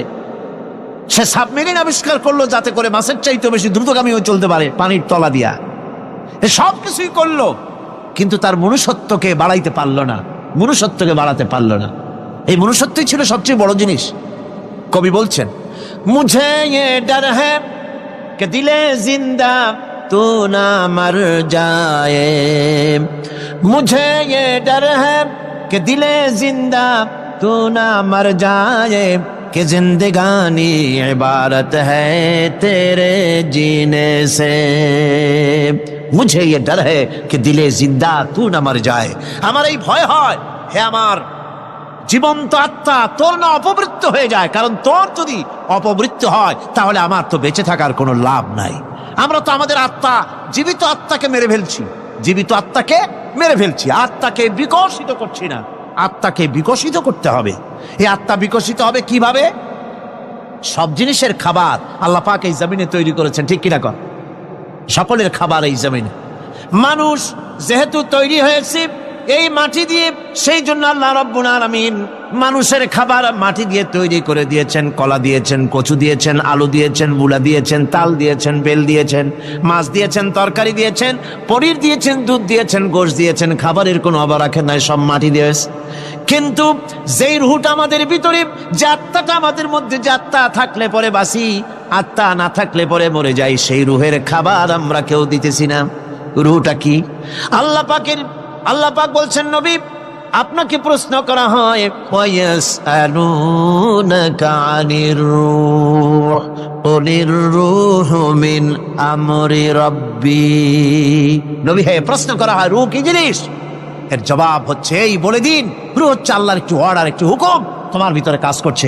ওই রূহেরও কিছু খাবার আছে, ওই রূহেরও কিছু খাবার আছে। সেই রূহকে খাবার জমিনে তৈরি হবে না। রুহ গোশত খাবে না, পনির খাবে না, দুধ খাবে না, সর খাবে না, ফল খাবে না, কি খাবে? রুহের খাবার। যেহেতু রুহ এই পৃথিবীতে তৈরি হয় নাই, রুহ এসেছে আলমে আরওয়াহ থেকে, সেজন্য রব্বুল আলামিন রুহের খাবার পাঠিয়েছেন লৌহ মাহফুজ থেকে। আল্লাহ পাক কোরআনে কারীমকে রুহের খোরাক করে পাঠিয়েছেন। রুহকে যদি বাঁচাতে চান তাহলে তার একমাত্র খাদ্য হতেছে তেলাওয়াতে কোরআন, তেলাওয়াতে কোরআন। যত তেলাওয়াত করবেন ততই মজা লাগবে। সুবহানাল্লাহ, কোন সুবহানাল্লাহ। একটু হারাম শরীফ থেকে বেড়ায় আসেন। টাকা পয়সা যাদের আছে তাদের বলছি, পয়সা কড়ি যাদের আছে, সিঙ্গাপুর বেড়ায়। আরে সিঙ্গাপুর বেড়ায় করবা কি? মার্কেটিং ছাড়া আর কিছুই নেই। সিঙ্গাপুর, ব্যাংকক, হংকং, এই সমস্ত জায়গায় ঘুরে টুরে আসে, খুব দেখে আসছে। টাকা নষ্ট করে লাভ নাই, বরং পয়সা কড়ি যদি আল্লাহ দিয়ে থাকেন হস্ত করবেনি। পয়সা কড়ি বেশি থাকলে রমজান মুবারকে ওমরা করে এসেন। রাসূল করিম সাল্লাল্লাহু আলাইহি ওয়াসাল্লাম বলেছেন, যে ব্যক্তি রমজান মুবারকে ওমরা করলো সেজন্য আমার সাথে হজ আদায় করলো। কেন বলছি? এই জন্য বললাম, আল্লাহ পাক আমাকে কয়েকবার নসিব করেছেন। সেখানে যখন রমজান মুবারকে যখন তেলাওয়াত হতে থাকে তারাবিহের ভেতরে, মনে হচ্ছে যেন আকাশ থেকে ওই নাজিল হতেছে। মানুষের চোখের পানি, নাকের পানি একাকার হয়ে যায় হারাম শরীফের ভিতরে। সেখানে তো মোনাজাত সারা বছর মোনাজাত হয় না, মোনাজাত হয় রমজান মুবারকে বেতেরের নামাজের ভিতরে। বেতেরের নামাজের ভিতরে ইমাম সাহেব হাত তুলে মোনাজাত করেন, অন্তত 8 থেকে 10 লক্ষ মানুষ হজের মৌসুমের মতো কানতে কানতে পাগল হয়ে যায়। কোরআন কি মজা! কোরআন হচ্ছে রুহের খাবার। আমরা তো রুহের খাওয়াই না, ঘোড়ার উপরে চড়ি, গাধার উপরে চড়ি, ঘোড়ারে গাধারে জন্মের মতো মোটেই খাইতে দেই না, নিজে খাই জন্মের মতো। খাইয়া ঘোড়ারে খাইতে দেওয়া হয় না, গাধারে খাইতে দেওয়া হয় না। ফলে ওর উপরে যখন সওয়ার হয় তখন ঘোড়া গাধা না খাইতে খাইতে একদিন 4 ঠ্যাং 4 দিকে দিয়া জায়গায় সিটে মরা ছাড়া আর কোনো পথ থাকে না। আমাদের মানুষেরা খায় কি? সুবহানাল্লাহ। এই যে শবে বরাত আসতেছে, কি যে খাবে! দিশা আগের থেকে লিস্ট তৈরি হয়ে যায় কতটা আইটেম তৈরি করা হবে। রমজান মাসে আল্লাহ একটু কম টম মান্দায় খাবে, একটা রমজান মাস আল্লাহ দিলেন। সেই রোজার মাসে যে সারাদিন খায় না, এটাকে উসুল করে ইফতারের সময় সে যে কত খাবার, চোখ সালা বড় হয়ে যাবে দেখলে। পেঁয়াজি, বেগুনি, হালিম, শরবত, তরমুজ, বেল, কলা, কচু, না কি খাইতে খাইতে মাগরিবের রক্ত শেষ। কয় ভাই নামাজটা কোন রকম পড়ে আসি, তারপরে খাবো নে। আবার গেল নামাজ পড়তে, আবার এসে খাইলো, খাইয়া তারপরে আবার ভাত খাইলো। কেমনি যে খায় আল্লাহ জানে, গলায় আঙ্গুল দিলে পাওয়া যায়। এরকম খাইয়া তারপরে তারাবি পড়তে দাঁড়ায় না। জনমের মতো খাইলে পরে তো অলস হবে শরীর। তারাবি পড়তে দাঁড়াইছে, লম্বা কেরাত হচ্ছে, উনি রুকুতে আছে, ইমাম সেজদায় চলে গেছে, ওনার খবর নেই। অথবা উনি সেজদায় পড়ে আছেন, ইমাম কোথায় উঠে গেছে তার খবর নেই। সুবহানাল্লাহ। সুতরাং নিজে খাইয়া পেটটারে দুম্বার মতো সাইজ বানাইয়া কোনো লাভ নাই। পেট বড় বানাবেন না, সিনা বড় বানান। সিনা বড় বানান, সিনার ভিতরে কোরআন ধারণ করেন, মজা পাবেন। এই আল্লাহ রাব্বুল আলামিন এত বড় নিয়ামত, এই কোরআন, এর থেকে বড় নিয়ামত পৃথিবীতে আর নাই। শ্রেষ্ঠ নিয়ামত, এর থেকে বড় নিয়ামত আছে ভাই? এই শ্রেষ্ঠ নিয়ামতকে পড়তে শিখুন, বুঝতে শিখুন, হেদায়েতের সবের মধ্যে আছে। সুতরাং আল্লাহ রাব্বুল আলামিন মনুষ্যত্বকে, আত্মাকে বিকাশ করার জন্য কোরআনে কারীম দিয়েছিলেন। মানুষ এই জ্ঞান দিয়ে আবিষ্কারের পিছনে চলে গেল। হ্যাঁ, আবিষ্কার দরকার আছে, মোটেই আমি এটাকে অস্বীকার করি না, সব দরকার। কিন্তু সেই সাথে আল্লাহ পাকের সাথে যে সম্পর্কটা থাকা দরকার ছিল, সেই সম্পর্ক থেকে মানুষ নিজেকে বিচ্ছিন্ন করেছে। কোরআনে কারীমে আল্লাহ পাক বলছেন, লাকাদ খালাকনাল ইনসানা ফি আহসানি তাকওয়িম। সব থেকে সুন্দর করে বানিয়েছি কারে? মানুষ। চিল্লায় কোন কারে? মানুষ হলো সবচাইতে সুন্দর, সবচাইতে সুন্দর সৃষ্টি আমার। ওগুলা, এই মানুষগুলি হচ্ছে আশরাফুল মখলুকাত। মানুষ কি মখলুকাত? সৃষ্টির সেরা। আপনারা সৃষ্টির সেরা হইলেন কি দিয়া? আপনারা কি বাঘের মতো দৌড়াতে পারেন? বল্লার মতো হুল ফুড়াইতে পারেন? কুত্তার মতো কামড়াইতে পারেন? হাতির মতো শক্তি আছে? গরিলার মতো শক্তি আছে? মাছের মতো সাঁতরাইতে পারেন? সাপের মতো ক্রুদ্ধতা আছে? সিংহের মতো হিংস্রতা আছে? তো কিসের, কোন দিক থেকে আপনি আশরাফুল মখলুকাত হলেন? আশরাফুল মখলুকাত হয়েছেন জ্ঞানের কারণে। কিসের কারণে? সেই জ্ঞানটার জন্যই তো আপনি সৃষ্টির সেরা।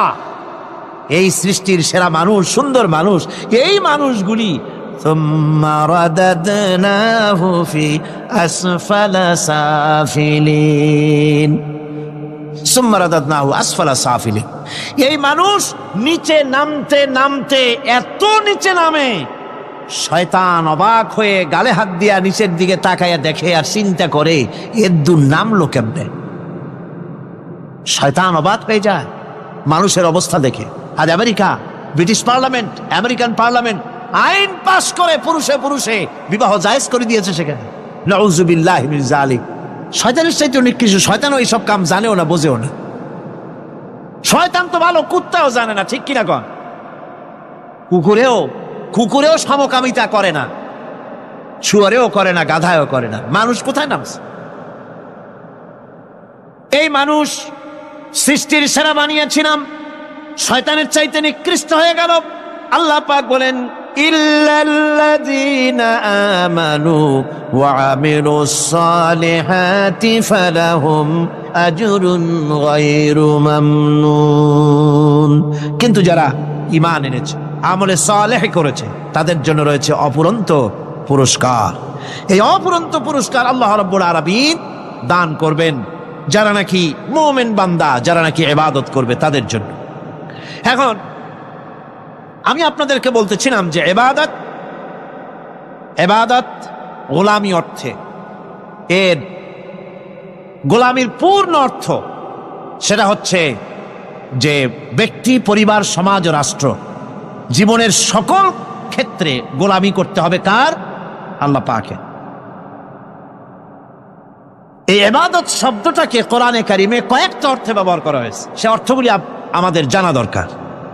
যেমন ইবাদত এবং দাসত্ব অর্থে আল্লাহ পাক বলছেন, ثم أرسلنا موسى وأخاه هارون بآياتنا وسلطان مبين। অথবা মুসা এবং তার ভাই হারুনকে আমার নিদর্শন দিয়ে তাদেরকে সুস্পষ্ট রূপে প্রমাণ সহ ফেরাউন এবং তার সভাসদের কাছে আমি পাঠিয়ে দিলাম। তারা যখন তাদের কাছে গিয়ে দ্বীনের দাওয়াত দিল, তখন তারা কি বলল? ফাকালু আনুমিনু লিবাশারাইনি মিসলিনা ওয়া কওমুহুমা লানা আবিদুন। আমি যখন তাদেরকে পাঠালাম, তারা যখন দ্বীনের দাওয়াত দিলেন, ইবাদতের দাওয়াত দিলেন, তখন তারা বলল, আমরা কি এমন আমাদেরই মতো দুজন মানুষের আনুগত্য করব? এখানে আবিদুন অর্থাৎ দাসত্ব, আমরা কি তার দাসত্ব করব? এই দাসত্ব একমাত্র আল্লাহরই হতে পারে, আর কারো হতে পারে না।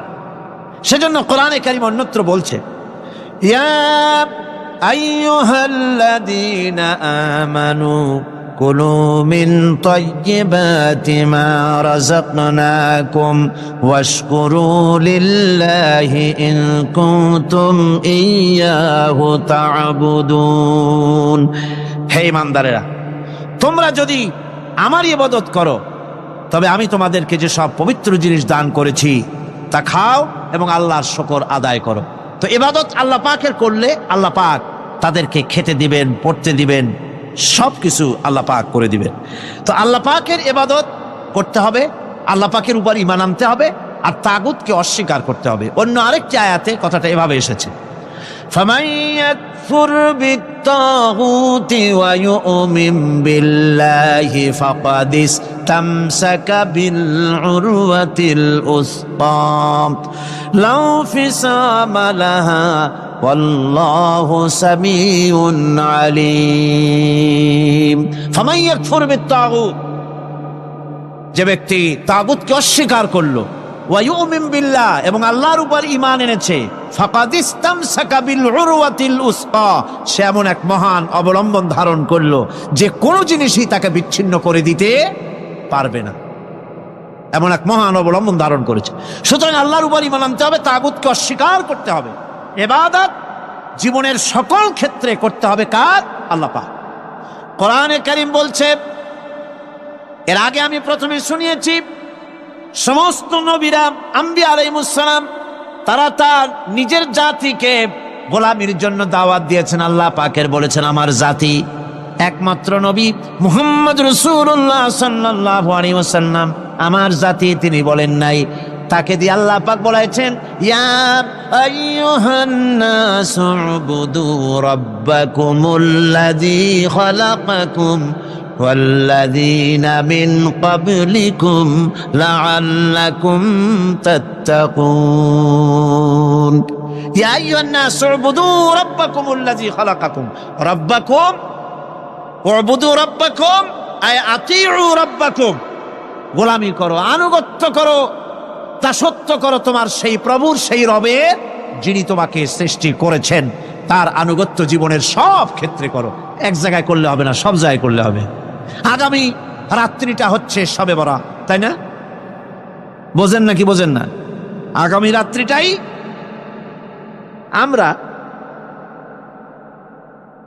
আমরা হচ্ছে সেই ধরনের মানুষ, মিনিমাম লেবার ম্যাক্সিমাম প্রফিট। অল্প কাজ করে বেশি প্রফিট যদি করা যায়, আমরা সেই পক্ষে বেশি। শবে বরাত, শবে কদরে ইবাদত করিয়া জীবনের সব গুনাহ মাফ করাইতে চাই, আর করাইয়া মনে করলাম, বিশ্বাস করলাম যেটা এইভাবে হয়, কিন্তু পরের দিন থেকে আবার যেরকম ছিল মানুষ সেরকম হয়ে যায়। সারা রাত জাগলো শবে বরাতে, সারা রাত জাগলো, সকালবেলায় যে ব্যবসায়ী সারা রাত জাগলো, সকালবেলায় দোকানে দিয়ে ওজনে কম দেওয়ার অভ্যাসটার পরিবর্তন হইল না। যে কৃষক সারা রাত জাগলো, পরের দিন জমিনের আইল ঠেলার অভ্যেসটা পরিবর্তন হলো না। যে ব্যক্তি মিথ্যে কথা বলতো, চুরি করত, ডাকাতি করত, যে অফিসার সারা রাত জেগেছেন, পরের দিন অফিসে গিয়ে তার ঘুষ খাওয়ার বদভ্যাস থেকে তিনি নিজেকে বিরত রাখতে পারেননি। তাহলে এই শবে বরাত করে রাত জেগে ফায়দা কতটুকুন ফায়দা? হ্যাঁ, ফায়দা কিছু আছে, ফায়দা আছে। সেটা হলো পায়াস খাওয়া, সেটা হলো গোশত খাওয়া, রুটি খাওয়া, এই ফায়দা তো হবেই, এগুলি হয়। কিন্তু আপনার মূল ফায়দা হবে কি করে যদি আপনার অভ্যাসের পরিবর্তন না হয়? কথা বোঝেন কিনা? মূল অভ্যাসের তো পরিবর্তন করতে হবে। একজন মাঠে মাঠে ঘুরছে, আর এক পাগল এসে জিজ্ঞেস করছে, ঘুরছো কেন? ঘুরবো না, আগামীকাল কোরবানির দিন, গরু তালাশ করতেছি, গরু পাচ্ছি না, বাজারে টাজারে ঘুরলাম, আবার আর এক বাজারে যাচ্ছি। আরে বাজারে গরু কেন? মাঠে কত গরু আছে, একটা ধরে জবাই দিলেই তো হয়। লোকটি বলছে, দেখো পরের গরু জবাই দিলে তা তো গোনা হবে। কয় না, তুমি অঙ্ক বোঝো না। গরু জারি হোক, কোরবানির দিনে গরু জবাও যদি করো তাহলে সব তো একটা হবে। কোরবানি উপলক্ষে জবাও করছে, একটা সব পাবা না? তো কোরবানির জন্য একটা সব হবে, আর চুরির জন্য অবশ্যই একটা পাপ হবে। কোরবানি যখন দিবা তো কোরবানির সব আর চুরির পাপ ভগ্নাংশের মতো কাটাকাটি হয়ে যাবে, গোশত খাবা ফাও। তো মানুষের অবস্থা তো তাই হয়েছে। মানুষের অবস্থা হয়েছে শবে বরাতে সারা রাত জাগবো, কান্দাকাটি করবো, ফাও গুনাহ মাফ হয়ে যাবে, আর গোশত রুটি তো আসি, যদ্দূর পারলাম খাইলাম। পরের দিন টু ফুর্তি, নো চিন্তা। নাউযুবিল্লাহি মিন যালিক। এই কান্দারও দাম নাই, আর এই ধরনের রাত জাগারও দাম নাই, এই ধরনের ইবাদত করেও দাম নাই। ইবাদতটা হচ্ছে জীবনের সব ক্ষেত্রে ইবাদত করতে হবে। ইবাদত সম্পর্কে মিস ইন্টারপ্রিটেশন যেটা এসেছে, ভুল অর্থ যেটা এসেছে, সেই ভুল অর্থের কারণে মানুষ শুধু মনে করে নামাজ, রোজা, হজ, যাকাতই শুধু ইবাদত না। ইবাদত হচ্ছে জীবনের সকল ক্ষেত্রে গোলামিটা হতে হবে আল্লাহ পাকের সব জায়গায়। পার্লামেন্টে গোলামি হবে কার? কোর্ট কাছারিতে কার? অফিস আদালতে কার? স্কুলে কলেজে কার? খেতে খামারে কার? রান্নাঘরে, নিজের ঘরে, পরিবারে, সব জায়গায় আনুগত্য কার? কেবলমাত্র আল্লাহ সুবহানাহু ওয়া তাআলার হুকুম অনুযায়ী জীবন পালন করার নামই হচ্ছে ইবাদত। এই ইবাদত, নামাজ পড়ার নাম ইবাদত, নামাজ না পড়ার নামও ইবাদত। রোজা রাখার নাম ইবাদত, রোজা না রাখাও ইবাদত। এখন আপনারা বলতে পারেন, যেটা ঠিক কি আশ্চর্য কথা শুনাইলেন, নামাজ পড়া তো ইবাদত, নামাজ না পড়া আবার কোন দেশে ইবাদত? রোজা রাখা তো ইবাদত, রোজা না রাখা কোন দেশে ইবাদত? মূল কথা হচ্ছে 5 ওয়াক্ত নামাজ সময় মতো পড়বেন, তা তো আপনার ইবাদত হবে। কিন্তু সূর্য উদয়ের সময়, সূর্য ঠিক মাথার উপরে থাকার সময়, সূর্য ঠিক অস্তগামী হওয়ার সময় নামাজ পড়া জায়েজ নাই, সেজদা করা জায়েজ নাই, হারাম করা হয়েছে। সুতরাং এই 3 সময় নামাজ না পড়াটাই ইবাদত। সারা বছর রোজা রাখবেন, ইবাদত হবে। কিন্তু 2 ঈদের 5 দিন রোজা রাখা হারাম করা হয়েছে, ওই 5 দিন রোজা না রাখাটাই, তার অর্থ হলো জীবনের সমস্ত কাজটাই হলো ইবাদত হবে, যদি মুসলমান আল্লাহর হুকুম মাফিক তার জীবনকে পরিচালনা করে। আপনার চোখের চাহনিটাও তো ইবাদত হবে। সুবহানাল্লাহ। এই চোখ দিয়ে গুনাহ কামাই করা যাবে, আবার এই চোখ দিয়ে সওয়াব কামাই করা যাবে। যদি কোনো সন্তান তার মা বাপের দিকে ভক্তির নজরে, মহব্বতের নজরে যদি তাকায়, নবীজি বলেছেন একটা কবুল নফল হজের সওয়াব আমলনামায় লেখা যাবে। সাহাবীরা প্রশ্ন করেছেন, যদি কেউ 100 বার তাকায় তো কি হবে? নবীজি বলেছেন, আল্লাহ রাব্বুল আলামিনের নিয়ামতের ভান্ডার, অফুরন্ত নিয়ামতের সেখানে কোনো অভাব নাই। যদি কোনো বান্দা যদি তার মা বাপের দিকে দৈনিক 100 বার তাকায়, তো ওই বান্দার আমলনামায় 100 কবুল নফল হজের সওয়াব লেখা যাবে। তাহলে দেখা গেল চোখের চাহনি আপনার ইবাদত, আপনার ঘুম ইবাদত, আপনার চাকরি ইবাদত, আপনার ব্যবসা বাণিজ্য ইবাদত। তার মানে হলো আল্লাহর গোলামি, আল্লাহর হুকুম অনুযায়ী কাজ করার নামই হচ্ছে ইবাদত। ইয়াকা নাবুদু ওয়া ইয়াকা নাস্তাইন। পড়েন সবাই, ইয়াকা নাবুদু ওয়া ইয়াকা নাস্তাইন। আল্লাহ তাআলা একমাত্র তোমার গোলামি করি, তোমারই আনুগত্য করি, তুমি ছাড়া কারো গোলামি করি না, তুমি ছাড়া কারো গোলামি করি না। এখন দোকানদার নামাজের মধ্যে পড়লো ইয়াকা নাবুদু। ইয়াকা নাবুদু, নাবুদু শব্দটা হচ্ছে মোজারের সিগা। এটা এর মধ্যে দুইটা কাল পাওয়া যায়, বর্তমান আর ভবিষ্যৎ, দুটি কাল পাওয়া যায়। নাবুদু, নাবুদু এই শব্দ দিয়ে বোঝানো হচ্ছে কি, আয় আল্লাহ পাক এই নামাজের ভিতরে যেমন তোমার হুকুম পালন করে নামাজ আদায় করছি, যেমন নামাজের ভিতরে কিছু খাওয়া যায় না, বাইরে খাওয়া জায়েজ ছিল, নামাজ পড়ছি বলে খানাটা আমার জন্য হারাম হয়ে গেছে। কথা বলা জায়েজ ছিল, নামাজের ভিতরে কথা বলা হারাম করে দিলাম। এদিক ওদিক তাকানো জায়েজ ছিল, নামাজের ভিতরে এদিক ওদিক তাকানো বন্ধ করে দিলাম। তার মানে আমার জন্য চিরস্থায়ী, সব সময়ের জন্য আমার জন্য হালাল করে দেওয়া জিনিসগুলি এই নামাজের ভিতরে অল্প সময়ের জন্য হারাম করে প্রমাণ করে দিলাম। মাবুদ গো, এই নামাজের পরে চিরস্থায়ী হারামগুলো এইভাবে আমার জন্য হারাম করে নেব। ইয়াকা নাবুদু, নামাজটা পড়ছি যেভাবে করে, নামাজের বাইরের জীবন চালাবো সেইভাবে করে। সেজদা দিলেই তো সওয়াব হয়, সেজদা দিলে কি হয়? সওয়াব হয়। যদি কেউ 5-6টা সেজদা দিয়ে দেয় এক রাকাতের মধ্যে তো কি হবে? যদি কেউ নামাজ পড়লে তো সওয়াব হয়। ফজরের নামাজ যদি 4 রাকাত পড়ে তো কি হবে? মাগরিবের নামাজ যদি 2 রাকাত পড়ে অথবা 4 রাকাত পড়ে তো কি হবে? ইচ্ছে করে যদি এভাবে করে, ভুল করবে নয়, ইচ্ছে করে যদি করে, তাহলে আল্লাহর আইনের সঙ্গে বিরোধিতা করছে বলে সে বিদ্রোহী হিসাবে প্রমাণিত হবে। সুতরাং কথা হচ্ছে নামাজের ভিতরে আয় আল্লাহ পাক ইয়াকা নাবুদু, এই নামাজের ভিতরে তোমার হুকুম মেনে যেভাবে নামাজ আদায় করি, নামাজের বাইরের জীবনটাও তোমার হুকুম মেনে পালন করব। এটাই হচ্ছে ইবাদতের মূল থিম, মূল আইডিয়া, মূল ফিলসফি। নামাজ ইবাদত করতে হবে জীবনের সব ক্ষেত্রে। নামাজের ভিতরে বললাম ইয়াকা নাবুদু, দোকানদার। এ লোকটা কি? দোকানদার।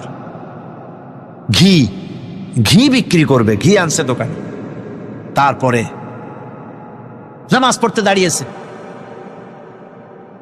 দোকানের পিছনে ছোট্ট ঘর আছে, নামাজ পড়তে দাঁড়িয়েছে, শুরু করে দিল আল্লাহু আকবার, আলহামদুলিল্লাহি রাব্বিল আলামিন আর রহমানির রহিম মালিকি ইয়াউমিদ্দিন ইয়াকা নাবুদু ইয়াকা। তাড়াতাড়ি পড়তে হবে যেহেতু খরিদ্দার আসতেছে। খরিদ্দার 2-4 জন ভিড় জমা এসে নামাজ ছেড়ে দিয়েছে। কর্মচারীকে ডাকছে, শোন ভিতরে আসলো, আমি তো কেবল খাঁটি ঘি নিয়ে আসছি, ওর মধ্যে তো ভেজাল দিই নাই। তাড়াতাড়ি করে ওর মধ্যে যা দিয়ে ভেজাল দিতে হয় ভেজাল দিয়ে ঠিক মতো দিয়া তারপরে বিক্রি করবি। 100 টাকা কিনছিস, 250 টাকা করে বিক্রি করবি। আল্লাহু আকবার, রহমানির রহিম মালিকি ইয়াউমিদ্দিন ইয়াকা নাবুদু ওয়া ইয়্যাকা। এটা নামাজ হইল কর? এই নামাজের আল্লাহর কোনো দরকার আছে? কোনো দরকার নাই। ইবাদত তো হবে নামাজ যার হুকুমে, ব্যবসা তার হুকুমে। নামাজে সেজদা দিব যার হুকুমে, রোজা রাখবো তার হুকুমে, নামাজ পড়বো যার হুকুমে, অর্থনীতি চালাবো তার হুকুমে, নামাজ পড়বো যার হুকুমে, আমার দেশের কলকারখানা চলবে, নামাজ পড়বে যার হুকুমে, পার্লামেন্ট চলবে তার হুকুমে, নামাজ পড়বো যার হুকুমে, রাজনীতি চলবে তার হুকুমে। এর উল্টা পাল্টা যদি হয় মুসলমান মানতে পারে কখনই। সুতরাং মুসলমানকে আনুগত্যের মস্তককে অবনত করে দিতে হবে আল্লাহ পাকের সামনে। আল্লাহর সঙ্গে আর বান্দার সঙ্গে হক আছে। বান্দার উপরে আল্লাহর হক এবং আল্লাহর উপরে বান্দার হক কি, এ ব্যাপারে একটি হাদিস আপনাদেরকে শোনানো যায়। হাদিসটি হচ্ছে ওয়ান মুআজ বিন জাবাল রাদিয়াল্লাহু তাআলা আনহু قال كنت رديف النبي صلى الله عليه وسلم على حمار فقال لي يا معاذ أتدري ما حق الله على العباد وما حق العباد على الله। হযরত মুআজ বিন জাবাল রাদিয়াল্লাহু তাআলা আনহু বলেন যে আমি রাসূল করিম সাল্লাল্লাহু আলাইহি ওয়াসাল্লামের পেছনে তার গাধায় সওয়ার ছিলাম। তিনি আমাকে জিজ্ঞেস করলেন, মুআজ তুমি কি জানো বান্দার উপরে আল্লাহর হক কি এবং আল্লাহর উপরে বান্দার হক কি? তিনি বললেন, আল্লাহু ওয়া রাসূলুহু আ'লামু, আল্লাহ এবং তার রাসূল খুব ভালো করে জানেন। রাসূল করিম সাল্লাল্লাহু আলাইহি ওয়াসাল্লাম জবাব দিলেন, ক্বালা হাক্কুল্লাহি আলাল ইবাদ আন ইয়াবুদুহু ওয়া লা ইউশরিকু বিহি শাইয়্যা ওয়া হাক্কুল ইবাদি আলাল্লাহ আন লা ইউআযযিবু মান লা ইউশরিক বিহি শাইয়্যা। আল্লাহর নবী বলেন, বান্দার উপরে আল্লাহর উপরে বান্দার হক হতেছে, আল্লাহর উপরে বান্দার হক হতেছে বান্দা আল্লাহ পাকের ইবাদত করবে, আল্লাহর গোলামি করবে, আল্লাহর আনুগত্য করবে, দাসত্ব করবে। সেই আনুগত্য, ইবাদত আর গোলামির ভিতরে কাউকে শরীক স্থাপন করবে না। বান্দার উপরে আল্লাহর হক হতেছে যেই বান্দা আল্লাহ পাকের ইবাদত করবে, গোলামি করবে, আর কোনো শিরক করবে না, কিয়ামতের দিন ওই বান্দা সম্পর্কে আল্লাহর হক হবে, বান্দাকে জাহান্নামের আগুন আল্লাহ পাক আরাম করে দিয়ে তার জান্নাত দিয়ে দিবেন। এটাই হলো বান্দার উপর আল্লাহ পাকের হক। সুতরাং ইবাদত হবে সলিড কার জন্যে? আল্লাহ পাকের জন্য। জোরে বলেন কার জন্য? একমাত্র, কেবলমাত্র, শুধুমাত্র আল্লাহ পাকের জন্য গোলামি হবে।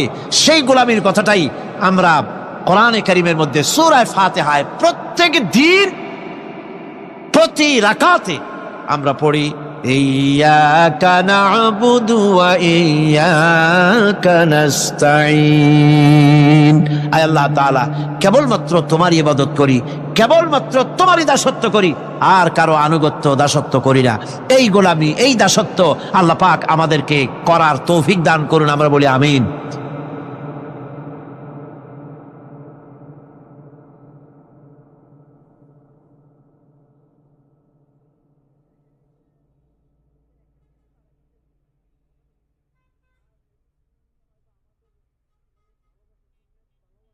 পয়গম্বর সুলাইমান আলাইহিস সালাতু ওয়াস সালামের জামানায় ঐতিহাসিক তথ্য মতে আমি আপনাদেরকে বলছি, পয়গম্বর সুলাইমান আলাইহিস সালাতু ওয়াস সালামের জামানায় আল্লাহ তাআলা এক গোলামকে নির্ধারিত করে দিলেন, তার মত অমুক জায়গায়, যেই দেশে তার মত, ধরেন তার মত চীন দেশে লেখা হলো, তার মত চীন দেশে লেখা। আজরাইল দৌড় দিলেন, ওখানে গিয়ে দেখলেন এই লোকটা নাই। সারা দেশ খুঁজলেন, মৃত্যুর মাত্র কয়েক মিনিট বাকি আছে, তাকে তো কোথাও খুঁজে পাওয়া যাচ্ছে না, কোথায় গেল? কোথাও তাকে খুঁজে পেলেন না, পুরা দেশ খুঁজলেন, এই নামে এই চেহারার কোন লোক তো তার কাছে নাই। কারণ আল্লাহ তাআলা যার মত লিখে দিয়েছেন তার ছবি সহ, তার বাপ দাদার নাম সহ, সে কোথায় তাকে অস্থায়ী ঠিকানা স্থায়ী ঠিকানা লিখে তা আল্লাহ আজরাইলের কাছে দেন। আজরাইল খুঁজতে লাগলেন, অস্থায়ী স্থায়ী ঠিকানা কোনো জায়গায় নাই, গেল কই? পুরো দেশের ভিতরে নাই। কিছুক্ষণ পরে তার মত। হঠাৎ করে ঘুরতে লাগলেন, ঘুরতে ঘুরতে ভিন্ন একটা দেশে চলে গেলেন। ওখানে গিয়ে দেখেন হযরতে সুলাইমান আলাইহিস সালাতু ওয়াস সালাম নসিহত করতেছেন, ওয়াজ করতেছেন। তার সামনে সকল প্রাণীরা বসা, মানুষেরা বসা। তাকাইয়া দেখেন আজরাইল। আজরাইল তাকাইয়া দেখেন ওই জায়গায় লোকটা বসে আছে, কিছুই বললেন না, এমনি তো মাথা গরম, খুঁজে পাচ্ছেন না। এর মধ্যে দেখতেছেন ওয়াজ শুনতেছে, চিন্তা করতেছে, খুঁজে পাওয়া যাচ্ছে না। কিছুক্ষণ পরে তার মত, তার মধ্যে ওয়াজ শুনে হযরতে আজরাইল তার সামনে এসে কিছুই বললেন না, তার চেহারার দিকে তাকালেন। লোকটা পরিশান হয়ে গেল, শরীর থেকে ঘাম ঝরতে লাগলো, কান্না শুরু করে দিল, হাউমাউ করে ময়দানের এদিক সেদিক ছোটাছুটি করতে লাগলো। এক পর্যায়ে সুলাইমানকে বলতে লাগলো, পয়গম্বর সুলাইমান, আল্লাহ তাআলা আপনাকে ক্ষমতা দিয়েছেন, আপনাকে বাদশাহী দিয়েছেন, আমাকে এই মুহূর্তে আপনি চীন দেশে পৌঁছায়া দেন। আমি চীন দেশে চলে যেতে চাই। আপনার বাতাস, আপনার কথা শুনে, জিন্নাত কথা শুনে, কয়েক সেকেন্ডের ভিতরে আপনি আমাকে ওখানে পৌঁছায়া দেন। হযরতে সুলাইমান আলাইহিস সালাতু ওয়াস সালাম তাকে সেখানে পৌঁছায়া দিলেন। হযরত সুলাইমান দেখেন জিন্নাত এখানে ঘোরাঘুরি করলে এবং আজরাইল ঘোরাঘুরি করলে দেখা যায় না। কিছুক্ষণ পরে আবার আজরাইল হাজির। হযরত সুলাইমান ডাক দিয়া বলেন, আজরাইল রে, কিছুক্ষণ আগে তুমি এখানে ছিলে, এখন কোথায় গেলে? আজরাইল বলছেন, পয়গম্বর, একটা লোক আপনার এখানে নসিহত শুনতে ছিল, তার কাগজের ভিতরে লেখা তার মত হবে কোথায়? চীন দেশে। আপনার এখানে বসে আছে 1000 মাইল দূরে। এই জন্য আমি তার চেহারার দিকে এমন করে দৃষ্টি দিয়েছি, তার ভিতরে মুহূর্তের আসর চলে এসেছে। আপনি তাকে ওখানে পাঠিয়ে দিয়েছে, আমি তাকে ওখানে মৃত্যু ঘটাইয়া আবার আপনার প্রোগ্রামে হাজির হয়ে গেলাম। আল্লাহু আকবার। দেখেন, মুসা আলাইহিস সালামের কাছে আল্লাহ পাঠাইছেন আজরাইল রে, যাও নিয়ে আসো। আল্লাহ খুশি ছিলেন মুসার প্রতি, আজরাইল থাপ্পড় দিয়েছিলেন, একথা আপনারা জানেন। আল্লাহ বলছেন, মুসা এটা করলা কি? আল্লাহ এটা কোনো কথা হইলো? কোনো কথা নেই, বার্তা নেই, এসে আমার নিয়ে যেতে চায়। আল্লাহ বলছেন, এক কাজ করো, তাহলে আমিও তোমাকে খুব ভালোবাসি, আর ভালোবাসলে কাছে রাখতে চাই। তুমি যদি পৃথিবীতে বেঁচে থাকতে চাও, তাইলে তুমি এই পৃথিবীর সব থেকে দামি একটা বকরির যে পাল আছে, পাল সমান তাদের শরীরে যেই লুম আছে, পশম আছে, এই পরিমাণ হায়াত তোমাকে দেব, তুমি বেঁচে থাকো। তিনি বলছেন, আল্লাহ এরপরে কি হবে? বলে এরপরেও লুম শেষ, প্রশম শেষ, তোমার জিন্দগির হায়াত শেষ, আশা লাগবে। আল্লাহ শেষ দিন শেষে তো আশাই লাগবে, আশা লাগবে। শেষ সাহাবী যার বাপের নাম হযরত আব্দুল্লাহ রাদিয়াল্লাহু তাআলা আনহু, হযরত জাবের তার বাপ রাসূল পাককে কতটুকু ভালোবাসতেন। হযরতে জাবেরের কথা বললেই তো লম্বা হয়ে যায়, তার বাপের কথা বলি। মনে পড়ে গেল জাবের রাদিয়াল্লাহু তাআলার পিতার নাম হযরত আব্দুল্লাহ। আব্দুল্লাহ রাদিয়াল্লাহু তাআলা আনহু উহুদের যুদ্ধে শহীদ হয়েছেন। শহীদ হওয়ার আগের রাত্রে জাবেরকে ডাকলেন, জাবের আসো। জাবের কাছে পিচ্চি মানুষ, ছোট মানুষ, বসছেন বাবার কাছে। বাপ বলছেন, জাবের, এই পৃথিবীর পূর্ব থেকে পশ্চিম, উত্তর থেকে দক্ষিণ যা আছে সব কিছু থেকে আমি বাপ তোমাকে ভালোবাসি। সুবহানাল্লাহ বললেন। জাবের বলছেন, আব্বা জান, আমি আপনার ছেলে, আপনি আমাকে ভালোবাসবেন না তো কাকে ভালোবাসবেন? আমি জানি আপনি আমাকে ভালোবাসেন। আবার বলছেন, জাবের, আমি আব্দুল্লাহ বলছি, এই পৃথিবীতে একমাত্র তোমাকে সব থেকে বেশি ভালোবাসি। জাবের বলছেন, বাবা ঠিক আছে, মানলাম, কি বলতে চান?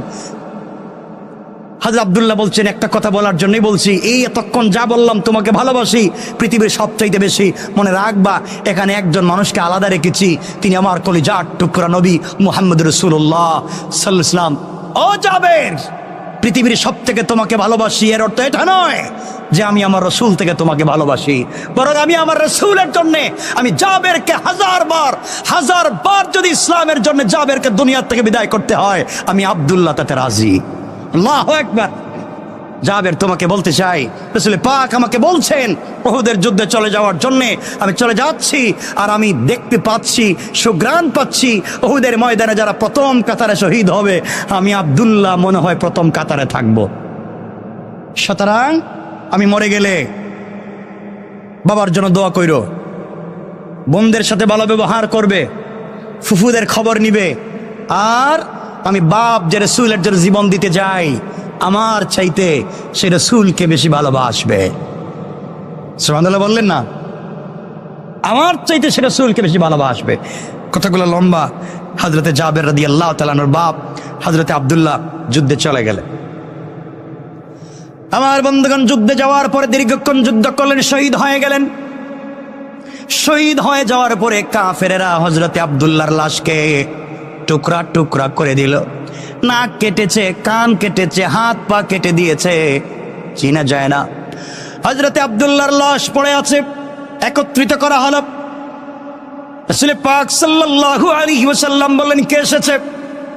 সাহাবায়ে কেরাম বলছেন, ইয়া রাসূলুল্লাহ, আব্দুল্লাহর ছেলে জাবের এবং তার ফুফু এসেছেন। তাকে লাশ দেখানো যাবে না, ছোট্ট মানুষ, বাবার লাশ দেখলে কষ্ট পাবে। নবীজি বললেন, না না, তার বাপের লাশ দেখাও, তার বোনকেও ফুফুকেও লাশটা দেখাও। হযরতে আব্দুল্লাহ রাদিয়াল্লাহু তাআলা আনহুর হাত পা সব একত্রিত করা হলো।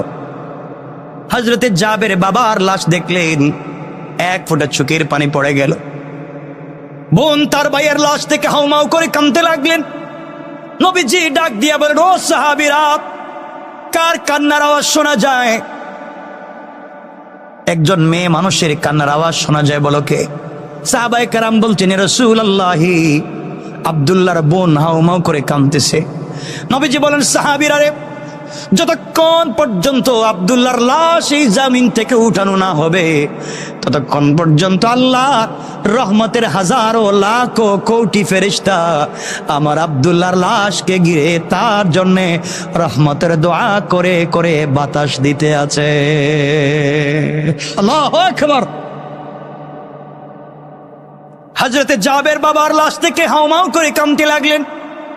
নবীজি আস্তে আস্তে করে জাবেরের কাছে গিয়ে জড়াইয়া ধরলেন, আর নবীজি জড়াইয়া জাবেরের কপালে চুম্বন করে বলছেন, জাবের, তুমি বাবার জন্য কান্না করো।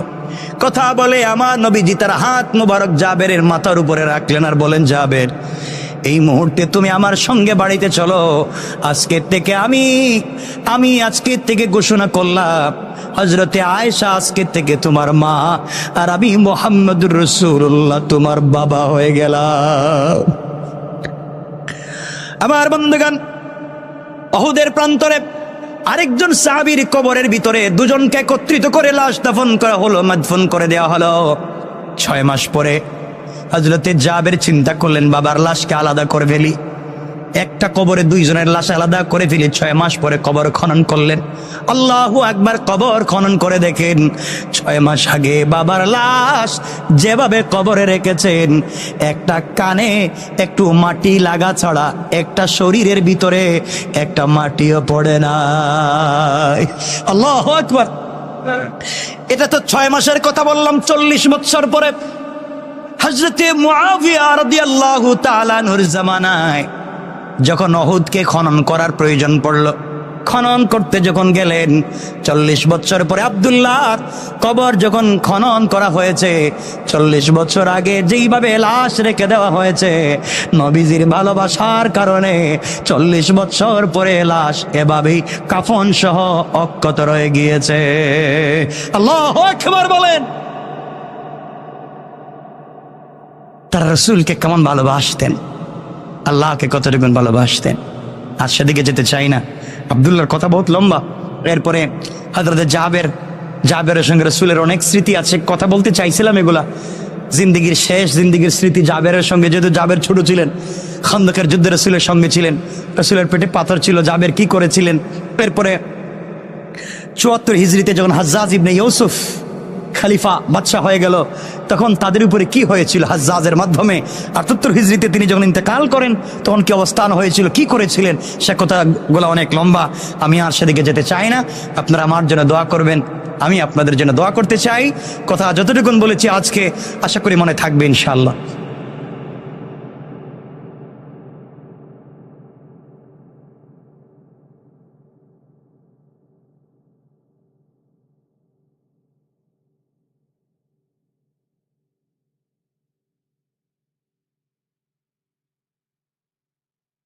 সুদীর্ঘ 1400 বছর যাবত এই জানালাটা খোলা, আজ পর্যন্ত লাগানো হয় নাই। সুবহানাল্লাহ বলবেন।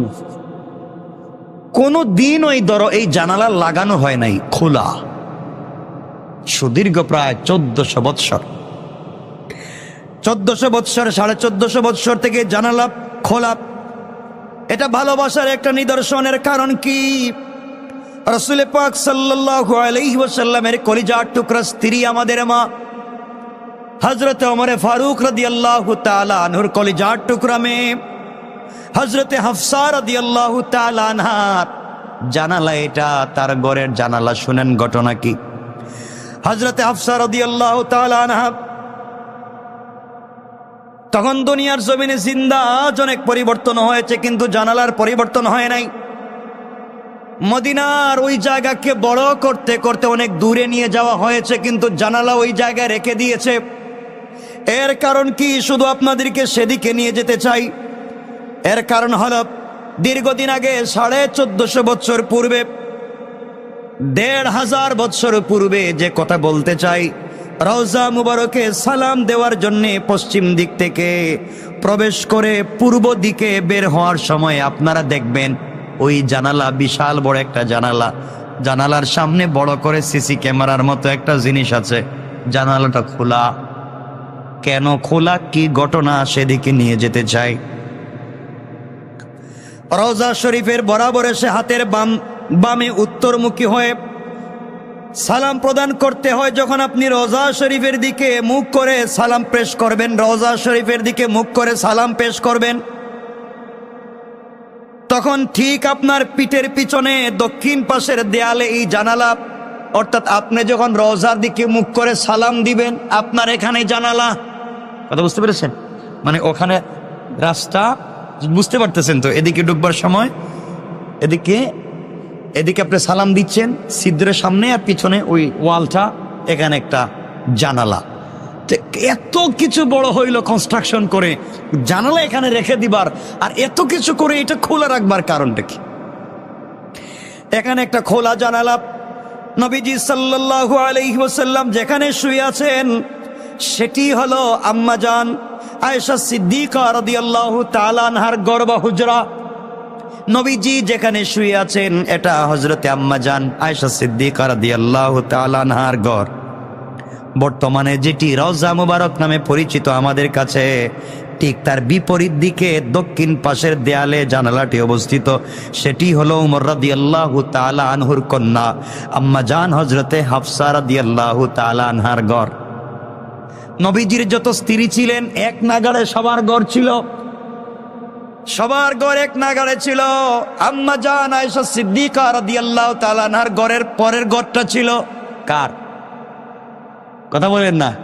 হাফসার। মধ্যখানে ফাঁকা জায়গা, খালি জায়গা। এই পিলার থেকে এতটুকুনি হবে, যে হাটে যেদিকে মানুষ, এতটুকুনি হবে ফাঁকা। এখানে ঘর, এখানে ঘর। চিন্তা করেন, মসজিদে নববীর পূর্ব পার্শ্বে সারিবদ্ধভাবে নবীজি সাল্লাল্লাহু আলাইহি ওয়াসাল্লামের স্ত্রীদের হুজরা নির্মিত ছিল। আম্মা জান আয়েশা এবং আম্মা জান হাফসা রাদিয়াল্লাহু তাআলা আনহার ঘর ছিল মুখোমুখি। বুঝছেন নি এখন কথা? এখানে কার ঘর? আয়েশার। এখানে এদিক থেকে আয়েশার ঘরের দরজা এদিকে, আর এদিক থেকে হাফসার ঘরের দরজা এদিকে। সুবহানাল্লাহ বললেন না? মুখোমুখি ঘর। এখন রাসূল এই ঘরে শুয়ে আছেন, হাফসার ঘর এখানে, মধ্যখানে জায়গাটা খালি। খুব চিন্তা করবেন কি বলতে চাই। এই যে ছোট্ট একটা গলিপথ বললাম, এখানে একটা ছোট্ট রাস্তা, এদিকে একটা ঘর, এদিকে একটা ঘর, দোনোটা ঘরের দরজা সামনাসামনি। এই গলিপথ দিয়া এই ঘর থেকে নবীজি সাল্লাল্লাহু আলাইহি ওয়াসাল্লাম আম্মা জান আয়েশার ঘর থেকে বের হইয়া মসজিদে ঢুকলেই দেখতেন হাফসার ঘর, আর হাফসার ঘর থেকে বের হইয়া মসজিদে ঢুকার সময় দেখতেন আয়েশার ঘর। সুবহানাল্লাহ বলেন।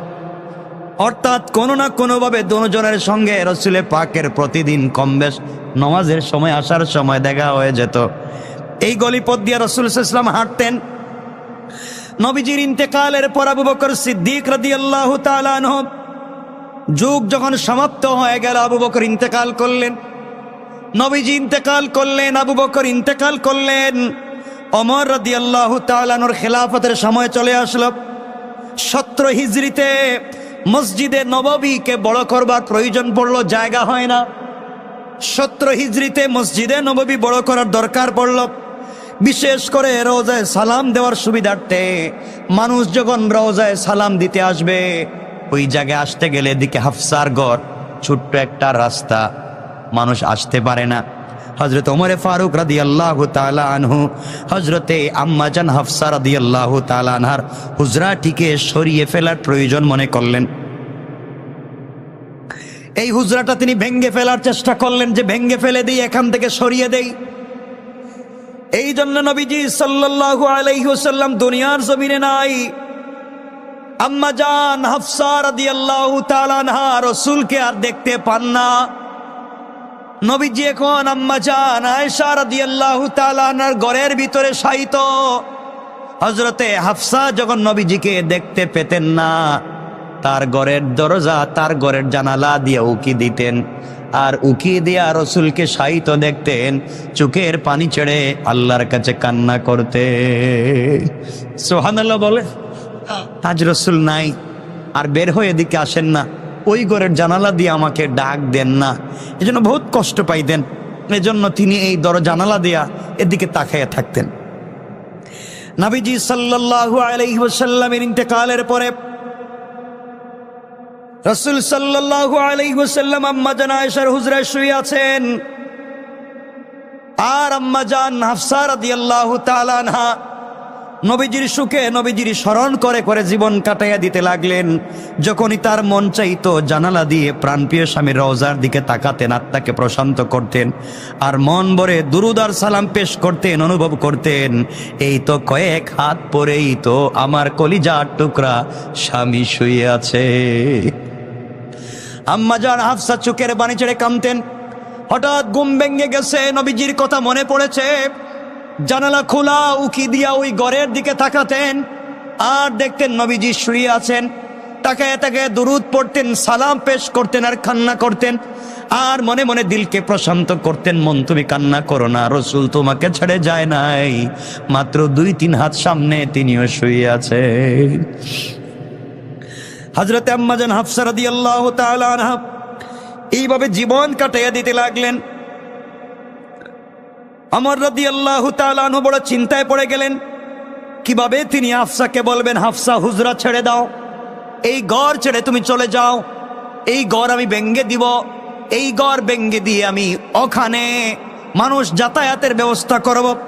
কোনোভাবেই তিনি যখন পারতেছেন না, একদিন হজরতে ওমর ফারুক রাদিয়াল্লাহু তাআলা আনহু পিতৃস্নেহে পরম মমতায় মেয়ের কাছে বসলেন, আম্মাজান হাফসার কাছে বসলেন, আর মাথায় হাত বুলাইয়া চোখের পানি ছেড়ে ছেড়ে মেয়ের খবর নিলেন, আদর করলেন, ভালোবাসলেন, অনেক কথাবার্তা বললেন, অনেক হাদিয়া তোফা দিলেন।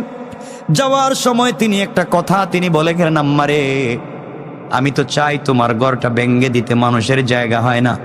মানুষ এদিকে এসে নবীজি সাল্লাল্লাহু আলাইহি ওয়াসাল্লামকে সালাম দিতে চায়, তোমার ঘরের কারণে মানুষ পারে না, আমি ভেঙ্গে দিতে চাই।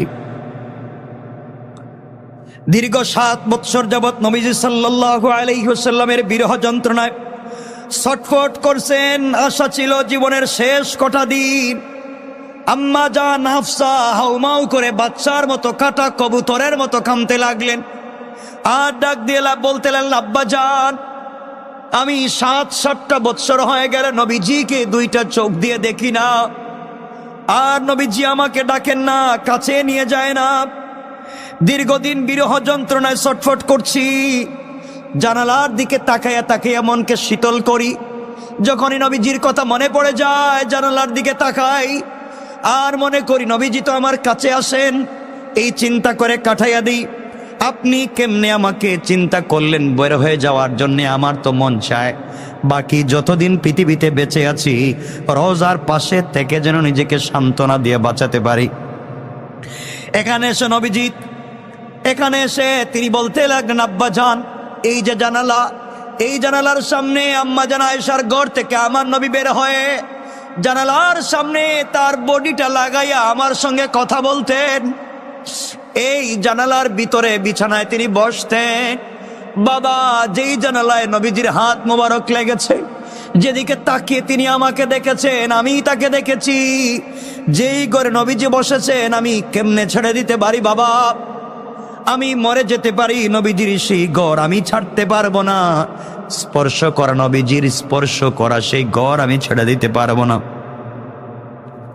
এই ঘরের প্রত্যেকটা কোণা নবীজির স্মৃতি আছে, এই ঘরের প্রতিটা জায়গায় নবীজি বসেছেন, এই ঘর আমি ছেড়ে দিতে পারবো না। মৃত্যুর আগ পর্যন্ত আমি সেই স্মৃতি বহন করে থাকতে চাই, এটি ছাড়তে হবে। আপনি বাবা হিসাবে আপনি কেমনে আমাকে বললেন? তিনি কিছুতেই মানতে পারলেন না, হাউমাউ করে কাঁদতে লাগলেন। তার কান্না দেখে সেদিনের মতো ওমর রাদিয়াল্লাহু তাআলা আনহু ফিরে গেলেন। হযরত ওমর ফিরে গেলেন রাত্রবেলা, কান্না করে আল্লাহকে ডাক দিয়া বলছেন, আল্লাহ আমার ছোট্ট একটা মেয়ে তার স্বামী কলিজার টুকরা রাসূলকে হারিয়ে ফেলেছে। পৃথিবীর মানুষ যে কোনো একটা জিনিস আঁকড়ে ধরে বেঁচে থাকতে চায়, আমার মেয়েও তো তার স্বামীর সেই স্মৃতি আঁকড়ে ধরে বেঁচে থাকতে চায়। যেই স্মৃতি রাসূলে পাকের স্মৃতি, যেই জানালায় নবীজির হাত মোবারক লেগেছে, যেই জানালা দিয়ে আমার মেয়ের সঙ্গে নবীজি কথা বলেছেন, যেই ঘরের প্রত্যেকটা জায়গায় নবীজি বসেছেন, আমি তো আমার প্রয়োজনে নয় রোজার প্রয়োজনে ঘরটা ভেঙ্গে দিতে চাই, কিন্তু আমি আমার মেয়েকে বুঝাতে পারতেছি না। আল্লাহ তুমি আমার মেয়েকে বুঝার তৌফিক দান করো বলে কান্না করতে লাগলেন। পরের দিন আম্মা জান আয়েশা সিদ্দিকা রাদিয়াল্লাহু তাআলা আনহাকে তার কাছে পাঠালেন। ওমর বলেন, ও আয়েশা আপনি যান হাফসাকে একটু বুঝান, সে যেন ঘরটা তিনি ছেড়ে দেয়। আম্মা জান আয়েশা সিদ্দিকা রাদিয়াল্লাহু তাআলা আনহা নিজেও কেঁদে কেঁদে হাফসাকে বলতে লাগলেন, হাফসা তুমি ঘরটা ছেড়ে দাও, ঘর ছেড়ে দাও, প্রয়োজনে অন্য জায়গায় আমরা ভালো ব্যবস্থা করব, এরপরেও তুমি ছেড়ে দাও, মানুষের কষ্ট হচ্ছে, আমার কোনো প্রয়োজন নাই। হাফসা বলতে লাগলেন, আয়েশা তুমি তো তোমার ঘরের বিছানার পাশে নবীজিকে পাও, আমি কি একটু দূর থেকে জানালার ফাঁক দিয়া দেখবার অধিকার পাই না? তোমার ঘরে নবীজি শুয়ে আছেন, তুমি কাছে দেখতে পাও, তোমার দিলকে শান্ত করতে পারো, তোমার বাবাও তোমার ঘরে শুয়ে আছে, আর আমি আমার কলিজার টুকরা স্বামীকে একবারও দেখি না, জানালা দিয়া দেখবার অধিকার কেউ তোমরা কেড়ে নিবা? হযরতে হাফসা কোনোভাবেই মানলেন না। ওমর রাদিয়াল্লাহু তাআলা আনহুর পক্ষ থেকে যখন কেউ তার কাছে এই হুজরা সরানোর আবেদন নিয়ে আসতো, তিনি হাউমাউ করে কেঁদে ফেলতেন। তাকে হাউমাউ করে কেঁদে ফেলতেন আর বলতেন, তোমরা কি চাও? তোমরা যদি আমাকে হত্যা করে ফেলো, আমার মন বলছে লাশটাও নবীজির কাছ থেকে সরাতে পারবে না। কারণ রাসূলের স্ত্রী আমাদের মা, কেমনে তিনি যাবেন? এক পর্যায়ে তাকে বলা হলো, এই হুজরার বিনিময়ে মদিনার সব থেকে বড় এবং দামি বাড়িটা তোমাকে কিনে দেওয়া হবে। মাত্র এই ছোট্ট হুজরার বিনিময়ে মদিনার সব থেকে দামি বাড়ি, বড় বাড়িটা তোমাকে দেওয়া হবে, তাতেও তুমি রাজি হয়ে যাও। আম্মা জান হাফসা রাদিয়াল্লাহু তাআলা আনহা বলতেন, শোনো, সারা পৃথিবীর সব সম্পদের বিনিময়ে যদি তোমরা এই হুজরা আমাকে ছাড়তে বলো, গোটা দুনিয়ার সম্পত্তি লাথি মেরে ফেলে দিতে পারি, যেই হুজরায় নবীজি বসেছেন আমি ছেড়ে দিতে পারি না। আল্লাহু আকবার বলেন। ভালোবাসা কার নাম? এর জন্যই ভালো বলেছিলাম আলোচনায়, ভালোবাসার খোলা জানালা। কি একটা ভালোবাসা এই জানালার, এই জানালায় কি একটা ভালোবাসা অঙ্কিত হয়েছে, কি ভালোবাসার স্মৃতি। একবার চিন্তা করেন তো, এই জানালায় রাসূল এভাবে হাত দিয়ে ধরেছে। সুবহানাল্লাহ বলে। এই জানালায় রাসূল হাত দিয়ে ধরেছেন, জানালার দিকে মাথাটা প্রবেশ করে হাফসার সঙ্গে কথা বলেছেন, যাওয়ার সময় এদিকে হাফসার সঙ্গে কথা বলেছেন, বের হওয়ার সময় হাফসার সঙ্গে কথা বলেছেন। ভালোবাসা নিদর্শন এই জানালা। কে চাইবে সেখান থেকে চলে যেতে? হাফসা কোনোভাবেই রাজি হচ্ছেন না। পুরা মদিনায় কেউ কোনোভাবে পারতেছে না। কত কিছু নিয়ে হাফসার কাছে যাওয়া হয়, একটাই কথা, সব ছাড়ে দিতে পারি, আমি এখান থেকে যাব না। এক পর্যায়ে হযরত ওমর রাদিয়াল্লাহু তাআলা আনহুর কলিজার টুকরা পুত্র আব্দুল্লাহ, হযরতে হাফসার কলিজার টুকরা ভাই হযরতে আব্দুল্লাহ, আব্দুল্লাহকে সাথে নিয়ে ওমরে ফারুক রাদিয়াল্লাহু তাআলা আনহু হযরতে হাফসার কাছে গেলেন। এবার ভাই আব্দুল্লাহ সবিনয় বোনের কাছে আবেদন রাখলেন, বোন রে, তিনি উম্মতে মুসলিম উম্মার ফায়দার জন্য, উম্মতে মুসলিমার ফায়দার স্বার্থে তুমি এই হুজরাটি ছেড়ে দাও। পুরা পৃথিবীর সকল মুসলমানের স্বার্থে তুমি হুজরাটি ছেড়ে দাও। আব্দুল্লাহ ইবনে ওমর রাদিয়াল্লাহু তাআলা আনহুর বাড়িও হাফসা রাদিয়াল্লাহু তাআলা আনহার বাড়ির পাশে, অর্থাৎ হাফসার ওয়াল যেখানে শেষ, আব্দুল্লাহ ইবনে ওমরের ঘর এখান থেকে শুরু, অর্থাৎ পরের ঘর, পরের রুম। এক পর্যায়ে হযরতে আব্দুল্লাহ ইবনে ওমর বলেন, বোন হাফসা, প্রয়োজনে তুমি আমার ঘরে উঠে যাও, প্রয়োজনে তুমি আমার ঘরে উঠে যাও, এই হুজরাটা তুমি ছেড়ে দাও, জায়গাটা ছেড়ে দাও। এখন এক পর্যায়ে তিনি দেখুন বোনকে বুঝাতে পারলেন না। আব্দুল্লাহ বলেন, বোন রে, আমি আমার বাড়িটা তোরে দিয়ে দিলাম, এরপরেও তুমি তোমার ঘরটা ছেড়ে দাও। সুবহানাল্লাহ নাই? কেমন ভাই, আমি আমার বাড়িটা তোরে দিয়ে দিলাম, এরপরে এটা ছেড়ে দাও। এক পর্যায়ে আব্দুল্লাহ ইবনে ওমর বললেন, বোন হাফসা, আমার ঘর তো তোমার ঘরের সাথে এক ওয়াল পরে, আমার ঘর থেকে তো রাসূলের রওজা দেখা যায়, কিন্তু তোমার রুমটা ছেড়ে দিলে জায়গাটা একটু বড় হবে, রাস্তাটা বড় হবে, এটাই। তুমি আমার ঘরে থাকলেও তো দেখতে পারো, নবীজির কাছেই তো অবস্থান করবে। এবার হাফসা রাদিয়াল্লাহু তাআলা আনহা হাউমাউ করে কাঁদতে কাঁদতে বলতে লাগলেন, ভাই, আমি আমার ঘর, আমার এই হুজরা মুবারক ভেঙ্গে অনুমতি দিতে পারি, আমার হুজরা ভেঙ্গে দেওয়ার অনুমতি দিতে পারি, কিন্তু এখানে নবীজি সাল্লাল্লাহু আলাইহি ওয়াসাল্লামের কত স্মৃতি পড়ে আছে, তুমি জানো না ভাই, আমি কেমনে ছেড়ে দিব? তোমার এতগুলা অনুরোধে পুরা বিশ্বের মুসলিম উম্মার প্রতি, মুসলিম উম্মার স্বার্থে আমি রুমটা ছেড়ে দিতে পারি, ভেঙ্গে দেওয়ার কথা বলতে পারি, কিন্তু আমার শর্ত আছে। আব্দুল্লাহ ইবনে ওমর ডাক দিয়া বললেন, বোন রে, শর্তটা কি তুমি আমাকে বলো। তিনি ডাক দিয়া বলতে লাগলেন, ও ভাই, আমি আমার রুম ছেড়ে দিব, কিন্তু আমার রুমের পরে তো তোমার ওয়াল, তোমার ঘর, তোমার ঘরের দেওয়ালে একটা জানালা খুলে দিতে হবে, ওই জানালা দিয়ে যেন আমি সকাল সন্ধ্যা কলিজার টুকরা স্বামী রাসূল পাককে দেখতে পাই। হযরতে আব্দুল্লাহ ইবনে ওমর বলছেন, বোন কথা দিলাম, ও বোন কথা দিলাম, তুমি যদি তোমার হুজরা ভেঙে দেওয়ার পারমিশন দাও, তাইলে আমার ঘরের রওজা, আমার ঘরের ওয়ালে তোমার জন্য একটা জানালা খুলে দেব, এই দিকে তুমি তাকাইয়া তাকাইয়া রসুলের রওজা দেখতে পারবে। বোন ডাক দিয়ে বললেন, বাইরে এটা কথা শেষ না, আমি মরে যাব, কিয়ামত পর্যন্ত বাবা ওয়াদা করতে হবে এই জানালা কোনোদিন বন্ধ করা যাবে না।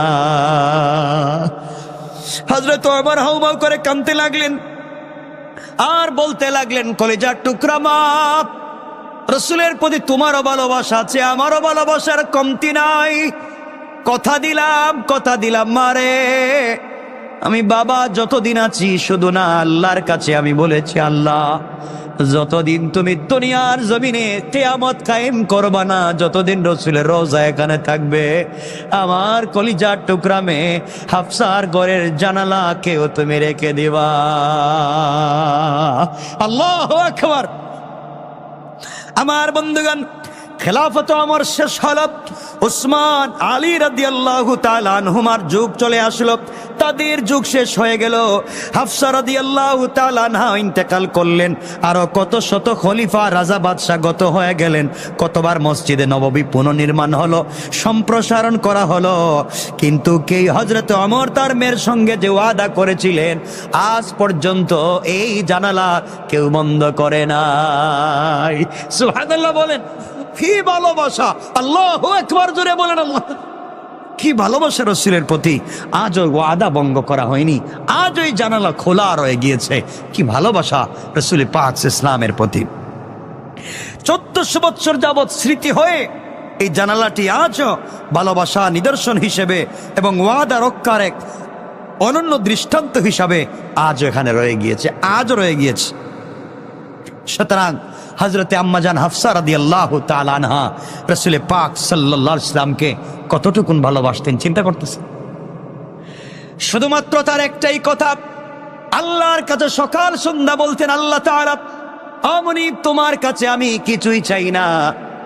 হযরতে আয়েশা বলতেছেন হুজরা ছেড়ে দেওয়ার জন্যে, বাবা বলতেছেন ছেড়ে দেওয়ার জন্যে, ভাইও বলতেছে ছেড়ে দেওয়ার জন্যে, সবাই বলতেছে হুজরা মুবারক যেন আমি ছেড়ে দেই, কিন্তু আমিও তো চাই মুসলিম উম্মার ফায়দা হোক, ছেড়ে দিতে চাই, কিন্তু ওখান থেকে চলে গেলে আমি আমার রসুলকে কেমনে দেখবো, আমি তো আর রসুলকে দেখতে পারবো না।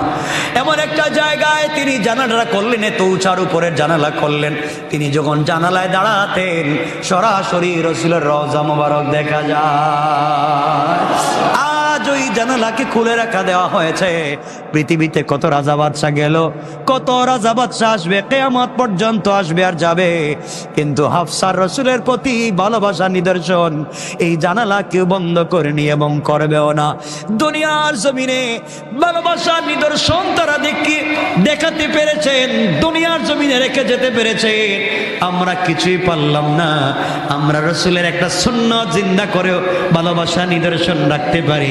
সুতরাং আজকের দিনে কি আমরা ওয়াদা করতে পারি, দুনিয়ার জমিনে রসুলের একটা সুন্নাত হলো জিন্দা করবো ইনশাআল্লাহ। আওয়াজ করে বলেন ইনশাআল্লাহ। দুনিয়ার জমিনে নবীজি সাল্লাল্লাহু আলাইহি ওয়াসাল্লাম বলেছেন, আয়েশা হাফসার ভালোবাসা যেমন, দুনিয়ার জমিনে কোনো একজন উম্মত যদি দিল থেকে আমাকে পাওয়ার জন্য আমাকে ভালোবাসে, আমার একটা সুন্নতকে জিন্দা রাখবার জন্য, আমাকে স্বপ্নে দেখবার জন্য বেকুল হয়ে যায় রে। কেমনে নবীজিকে দেখা যায়? কত পাগল আছে, কত মুসলমান পাগলের মতো হয়ে যায়, রসুলের রওজায় যাওয়ার পরে আর নিজেকে সামলে রাখতে পারে না, পাগলের মতো হাউমাউ করে কান্না শুরু করে দেয়। পুরোটা এলাকা কিয়ামতের মাঠের মতো কান্নার আওয়াজ চলে আসে, সবাই কান্না করে, কেউ কারো দিকে তাকায় না, সবাই কাছাকাছি যায় রে রসুলের রওজা মুবারকের এই দেয়ালে হাতটা লাগায়, হাত লাগায় আর কান্না করে, ছিদ্র করা ছিদ্রের দিকে তাকায় আর আফসোস করতে থাকে আর বলতে থাকে, পয়গম্বর তোমাকে দেখবার জন্য আসলাম কিন্তু দেখতে পেলাম না, নিশ্চয় তুমি আমাকে দেখতেছো, আমি যে তোমার একটা পাগলা উম্মত তোমার জন্য এসেছি। কিয়ামতের দিন আমি যেভাবে আজ তোমাকে ভুলে যাই নাই, কিয়ামতের দিন তুমিও আমাকে ভুলে যাইও না। এই জন্য আপনাদেরকে বলি ভাই, টাকা হলে পয়সা হলে কত জায়গায় ঘুরতে যান, বউ বাচ্চাদেরকে নিয়ে বাংলাদেশের কত জায়গায় ঘুরতে যান, সিলেটে যান, কক্সেস বাজার যান, সেন্ট মার্টি যান, আপনারা ব্যাংকক থাইল্যান্ড কত জায়গায় যান, ঘুরতে যান। যত টাকা আপনার খরচ হয় তার চাইতে কম টাকা লাগে রসুলের রওজা পর্যন্ত যেতে।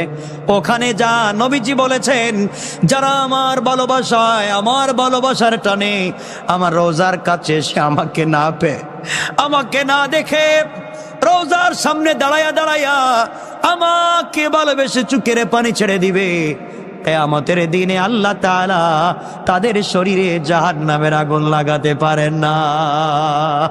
আল্লাহু আকবার বলেন। আল্লাহ রাব্বুল ইজ্জত ওয়াল জালাল বলেছেন, দুনিয়ার জমিনে যারা সরাসরি আমাকে দেখতে পাইল না, আমি আল্লাহকে দেখতে পাইল না, যখন সাদা কাপড় পরে, কাফনের কাপড় পরে, ছেঁড়া কাপড় পরে, সেলাই ছাড়া কাপড় পরে, পা খালি রেখে, মাথা খালি রেখে, এক সাইডে কাপড়টা ফেলে দিয়া যখন তারা বিমান থেকে নেমে লাব্বাইক আল্লাহুম্মা লাব্বাইক, লাব্বাইক বলে চিৎকার করে ডাক দিয়া বলছে, লাব্বাইক আল্লাহ তোমার সামনে হাজির, লাব্বাইক বলে চিৎকার করে করে যখন কাবার কাছাকাছি চলে যায়, গিয়ে যখন আল্লাহকে খুঁজে পায় না, লাব্বাইক বলতে বলতে ওখানে গিয়ে খুঁজে পায় না, আল্লাহর নূরের তাজাল্লি, রহমত আর বারাকাত পড়ে যাওয়া সেই কাবা ঘরটা পেয়ে যায়। ওটাকে ধরার জন্য, চুম্বন করার জন্য যখন পাগল হয়ে যায়, ফেরেশতাদেরকে আল্লাহ বলেন, ফেরেশতারা ওই বান্দা তো পাগলের মতো লাব্বাইক বলে বলে আসছে, আমাকে ডাক দিতে দিতে আসছে দেখবার জন্য, আমাকে দেখতে পাইল না, আমার কালো ঘরটা এসে পাগলের মতো ধরার জন্য মারামারি করতেছে, ধাক্কা ধাক্কি করতেছে। আমি আল্লাহ খুশি হয়ে গেলাম রে, আমার বান্দাকে মাফ করে দিলাম, এই পরিমাণ সওয়াব তার আমল নামায় লিখে দিলাম। সুবহানাল্লাহ বলেন। আর নবীজি বলতে লাগলেন, আমার যে উম্মত আমাকে ভালোবেসে মক্কায় এসে মদিনা আসলো আমাকে দেখবার জন্যে, আমার ঘর, আমার রওজার কাছে এসে যখন আমাকে পেল না, রওজাতুম মির রিয়াজিল জান্নাহ এসেছে, একদিকে আমার হুজরা, অপরদিকে রাসূলের মিম্বার, যেখানে বসে বসে নবীজি কথা বলতেন, ওই মিম্বরের কাছে এসে যখন রওজার দিকে তাকায়, আরে নবীজি এই মিম্বরে বসতেন, নবীজি রাত দিন এখানে বসে থাকতেন, এই রিয়াদুল জান্নায় নবীজি বসতেন, আজ নাই, আমি এসেছি, ইয়া রাসূলুল্লাহ তুমি যেখানে বসছিলে আমি এখানে এসেছি, আজ তুমি রওজা মুবারকে শুয়ে আছো। দরুদ ও সালাম পেশ করতে থাকেন, লাখো কোটি সালাম পেশ করতে থাকেন। নবীজি সাল্লাল্লাহু আলাইহি সাল্লাম বলেছেন, আবেগ তাড়িত হয়ে চোখের পানি ছেড়ে যদি কেউ হাজারো লাখো দরুদ পেশ করতে পারে, কিয়ামতের দিন আমি রাসূলের নিজ হাতে হাউজে কাউসারের পানি পান করাইয়া আমি ডাক দিয়ে বলবো, পাগলা উম্মত, আমাকে না রওজায় মদিনা এসে পাগলের মতো খুঁজছিলা, পাও নাই, আজ আমি রাসূল তোমাকে ডাকলাম, তুমি আমার কাছে আসো, হাউজে কাউসারের পানি পান করো, আর আমি যেই জান্নাতে যাই আমার সঙ্গে তুমিও সেই জান্নাতে চলো। আল্লাহু আকবার বলেন।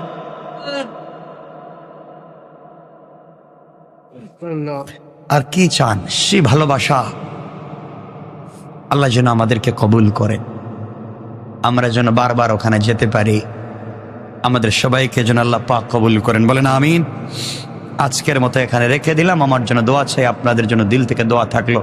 আমারও একটা মাকসাদ আছে, আল্লাহ যেন কবুল করেন, আল্লাহ যেন কবুল করেন, ফিতনা মুক্ত রাখেন, আল্লাহ যেন ভালো করে দেন, এবং যা চিন্তা করতেছি আল্লাহ যেন তার কুদরত থেকে কবুল করে নেন।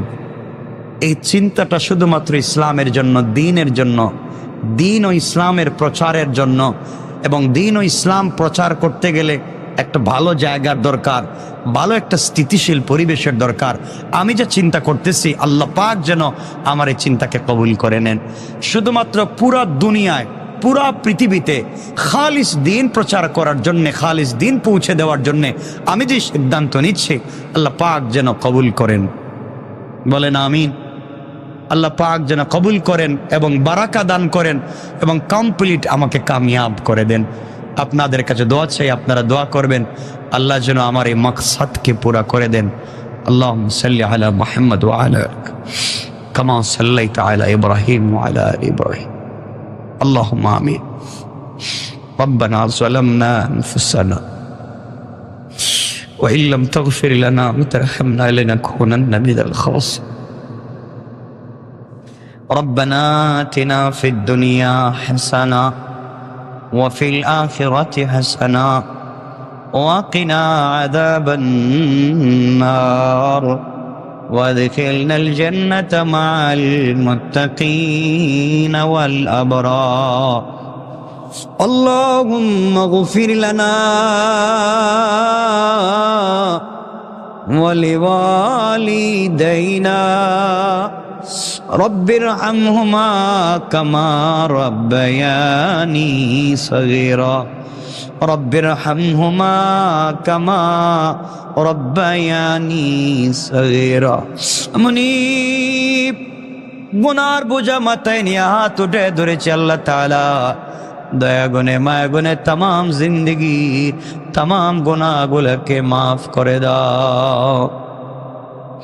আয় আল্লাহ তাআলা, গুনার কারণে কিয়ামতের দিন গুনাহগার জাহান্নামী বলে ডাক দিও না, অপরাধী বলে ডাক দিও না। জীবনের সবগুলা গুনাহকে মাফ করে তোমার পাক্কা গোলাম হিসেবে কবুল করে নাও। আয় আল্লাহ তাআলা,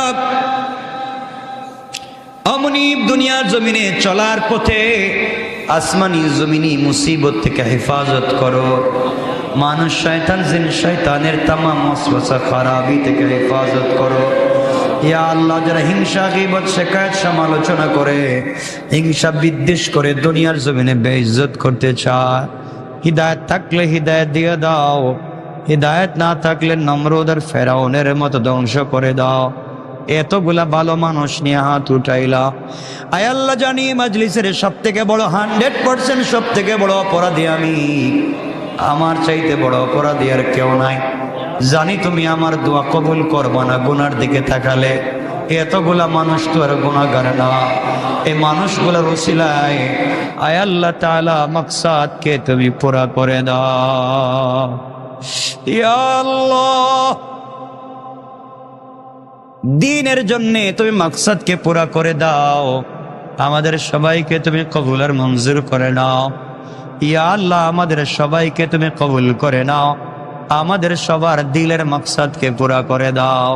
এতগুলা মানুষ হাত উঠে ধরেছেন আল্লাহ তাআলা, যার দিলে যা আছে সব তুমি পুরা করে দাও। সাল্লাল্লাহু তাআলা আলা নবী ওয়া আলা আলিহি ওয়া সাহবিহি আজমাইন ওয়ারহামনা মাআহুম বিরহমাতিকা ইয়া আরহামার রাহিমিন। আসসালামু আলাইকুম।